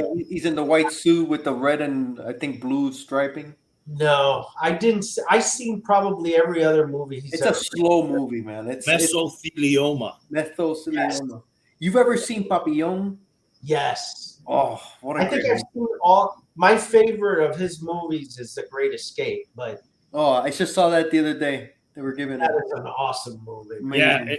it says here 1979 when Queen had been diagnosed with mesothelioma, a type of cancer often related to asbestos exposure. It was later believed that the ruggedly handsome actor had an affinity for fast cars and motorcycles, might have been exposed to asbestos by wearing racing suits. Yes. Damn. So fucked up, dude. You're wearing something that like, oh, it's gonna protect me, and it fucking kills you. It's just so crazy, dude. Yes. Another one that died. Well, it wasn't because of that. It was Yul Brenner with the smoking. Remember, he was dying of cancer, and he started Yeah. making the TV commercial, and it was just right before he died or some shit. And he goes, Yes. very impactful commercial. Yes. A lot of those Hollywood people actually died um, from a lot of smoking. There's also, I don't know if you ever heard, there was a famous movie. It was a John Wayne movie, a John Ford movie, one of those westerns Uh-huh. that was filmed very close to where they tested some of the nuclear, the first atomic bombs in New Mexico. And they made a famous cowboy movie, and a lot of the actors died. I can't remember. I don't know if it was the Rio Grande or famous movie. A lot of the actors and crew ended up contracting cancer, including John Wayne. Of course, back then everybody smoked, but a lot of them believed it because it was close to where that testing was done of the atomic bombs originally. Randy, you want to share? Let me see if I could. Oh, let me see if I could share it. What up? What a fucking thing that they haven't been able to figure out, huh? What? Cancer.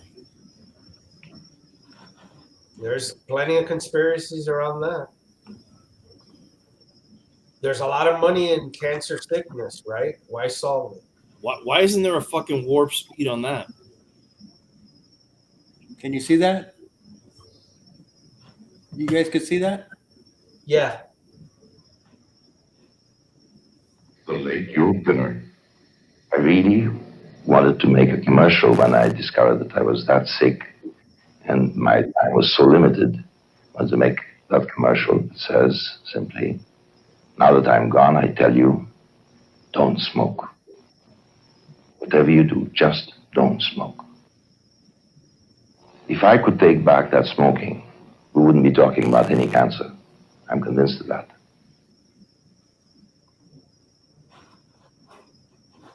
What a smoker voice he had.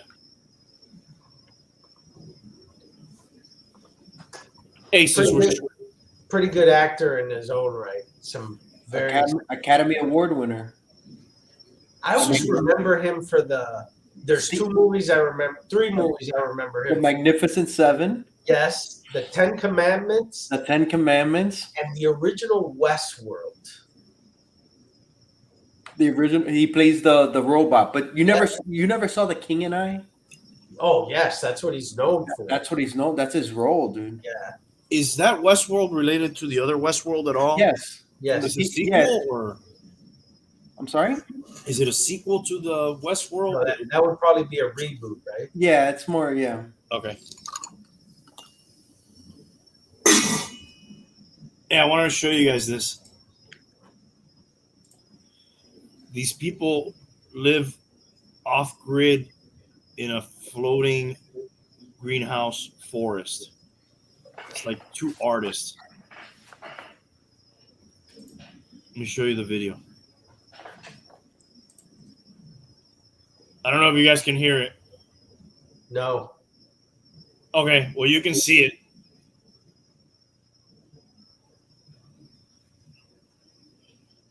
This is like an artist live on the water or be secluded like that. All of the above. Be secluded.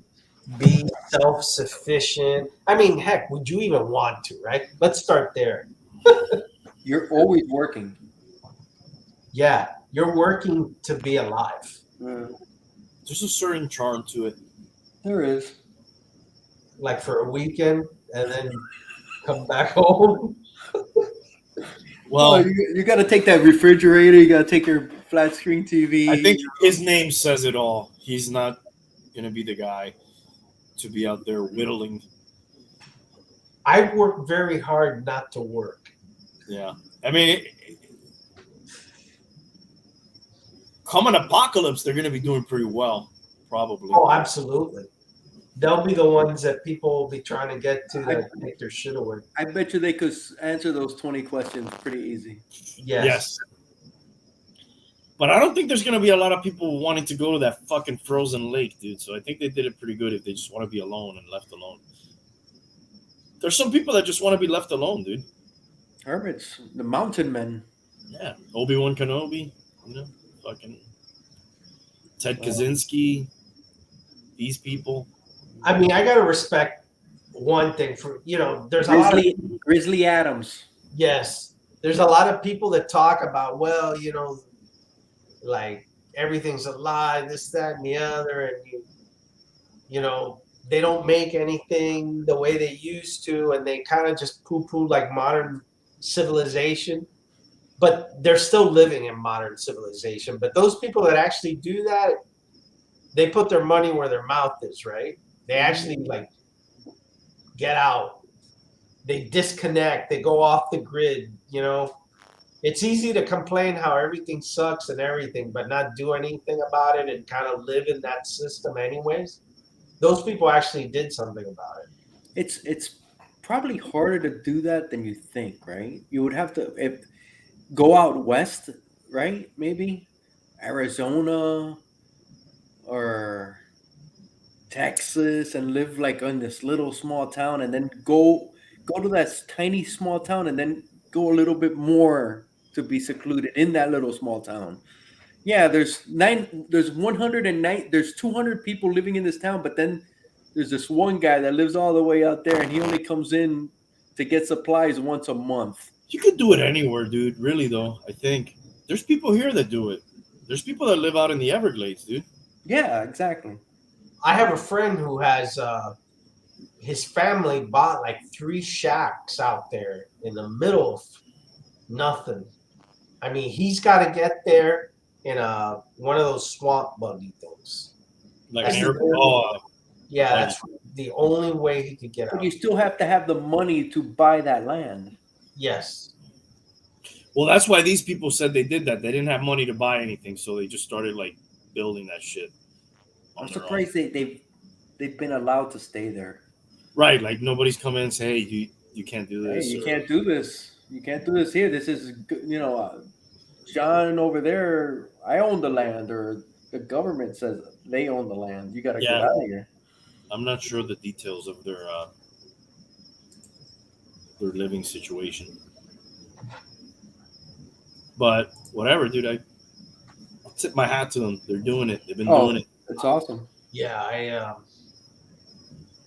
I would hope that in a time of need that I could pull some of that off, but man, I don't know. I don't think I got the moxie for it.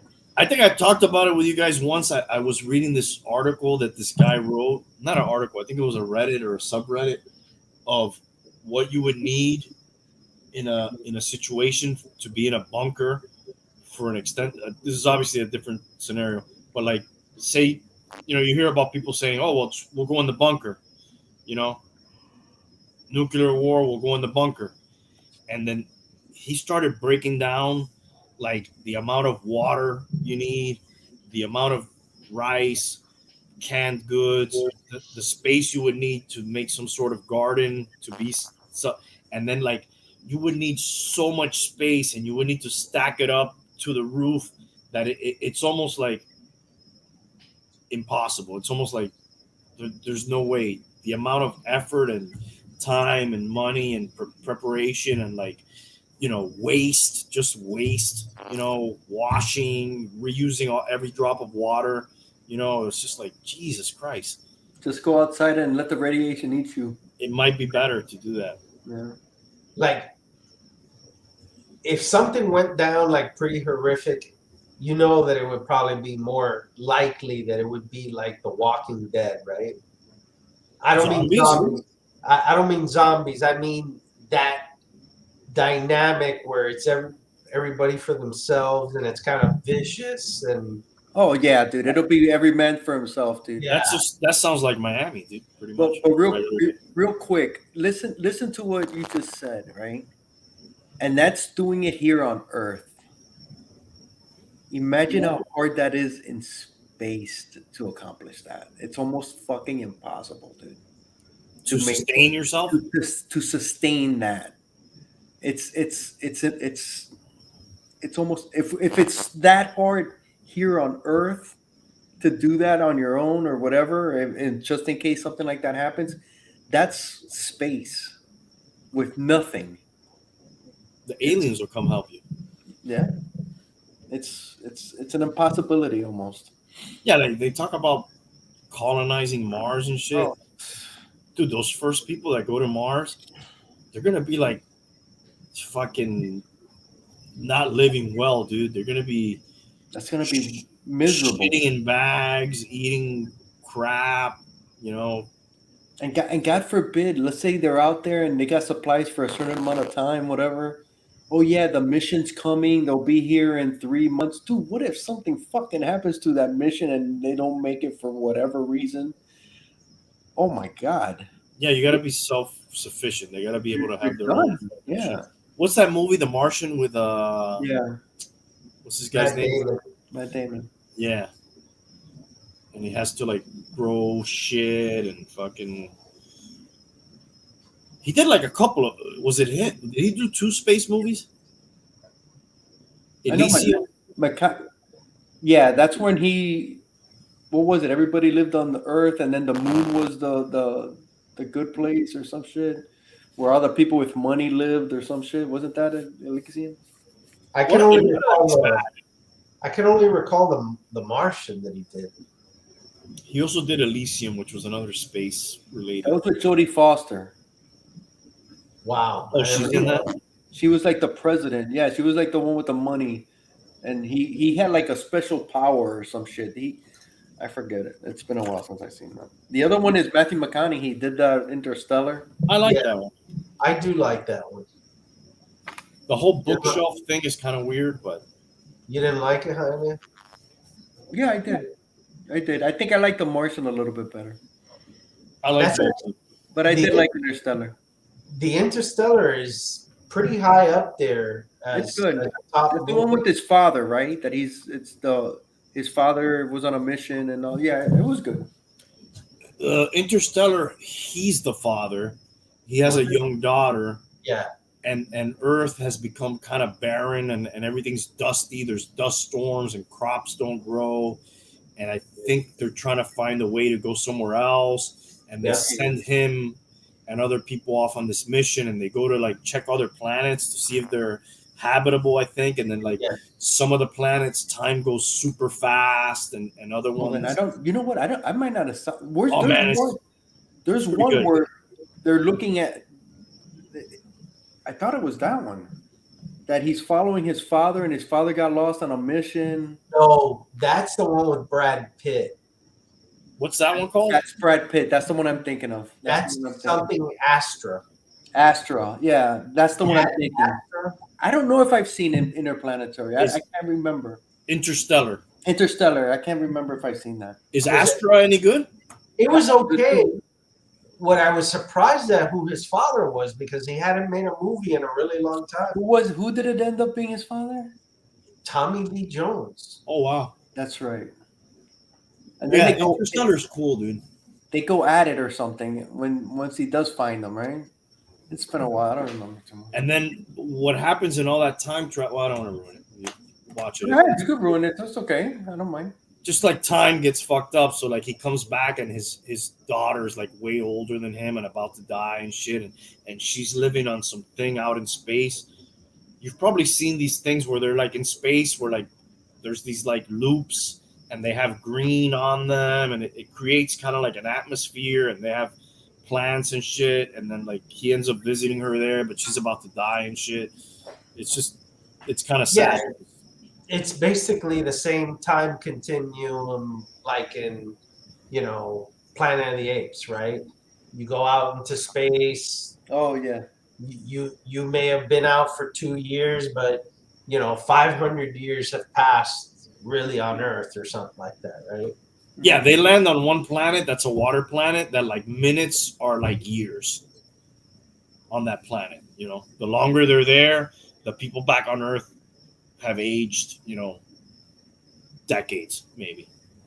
No, you know what? I don't think I've seen it. I don't think I've seen it. And it has a good cast: Anne Hathaway, Michael Caine, Matthew McConaughey. It's worth watching. Yeah, I'll check it out. it's long too. Yeah. All right, guys, this podcast has been long. We ready to get out of here? Yeah. I'm going to bed. Anything else? You guys want to? Nothing from Man of Action Figures? I don't have any stuff with me, but I will have stuff next time we're on the air because we're getting some shipments this week, hopefully. Are we getting? Oh, is Sideshow coming in? It should come in this week. We should have some Diamond this week coming up. So we'll have a bunch of stuff. Could I enter in the official record? This is the first podcast that I've done without drinking anything. You guys are concerning me. Neither one of you did, right? I'm not drinking either. Damn, dude. I've been holding up a month for today. I'm drinking water. I've drank water. Like I said, I ran. I was kind of late. Didn't set up my drink, and then we just started to talk, and I never went back and got one. But it is a record of some kind. I want it to be entered in the official log. Well, I did that last time, and it wasn't that fun. So I've changed that today. I don't plan to go back to that anytime soon. All right. Well, congratulations. Completely accidental. I was going to mention it at some point, but I forgot. All right, guys.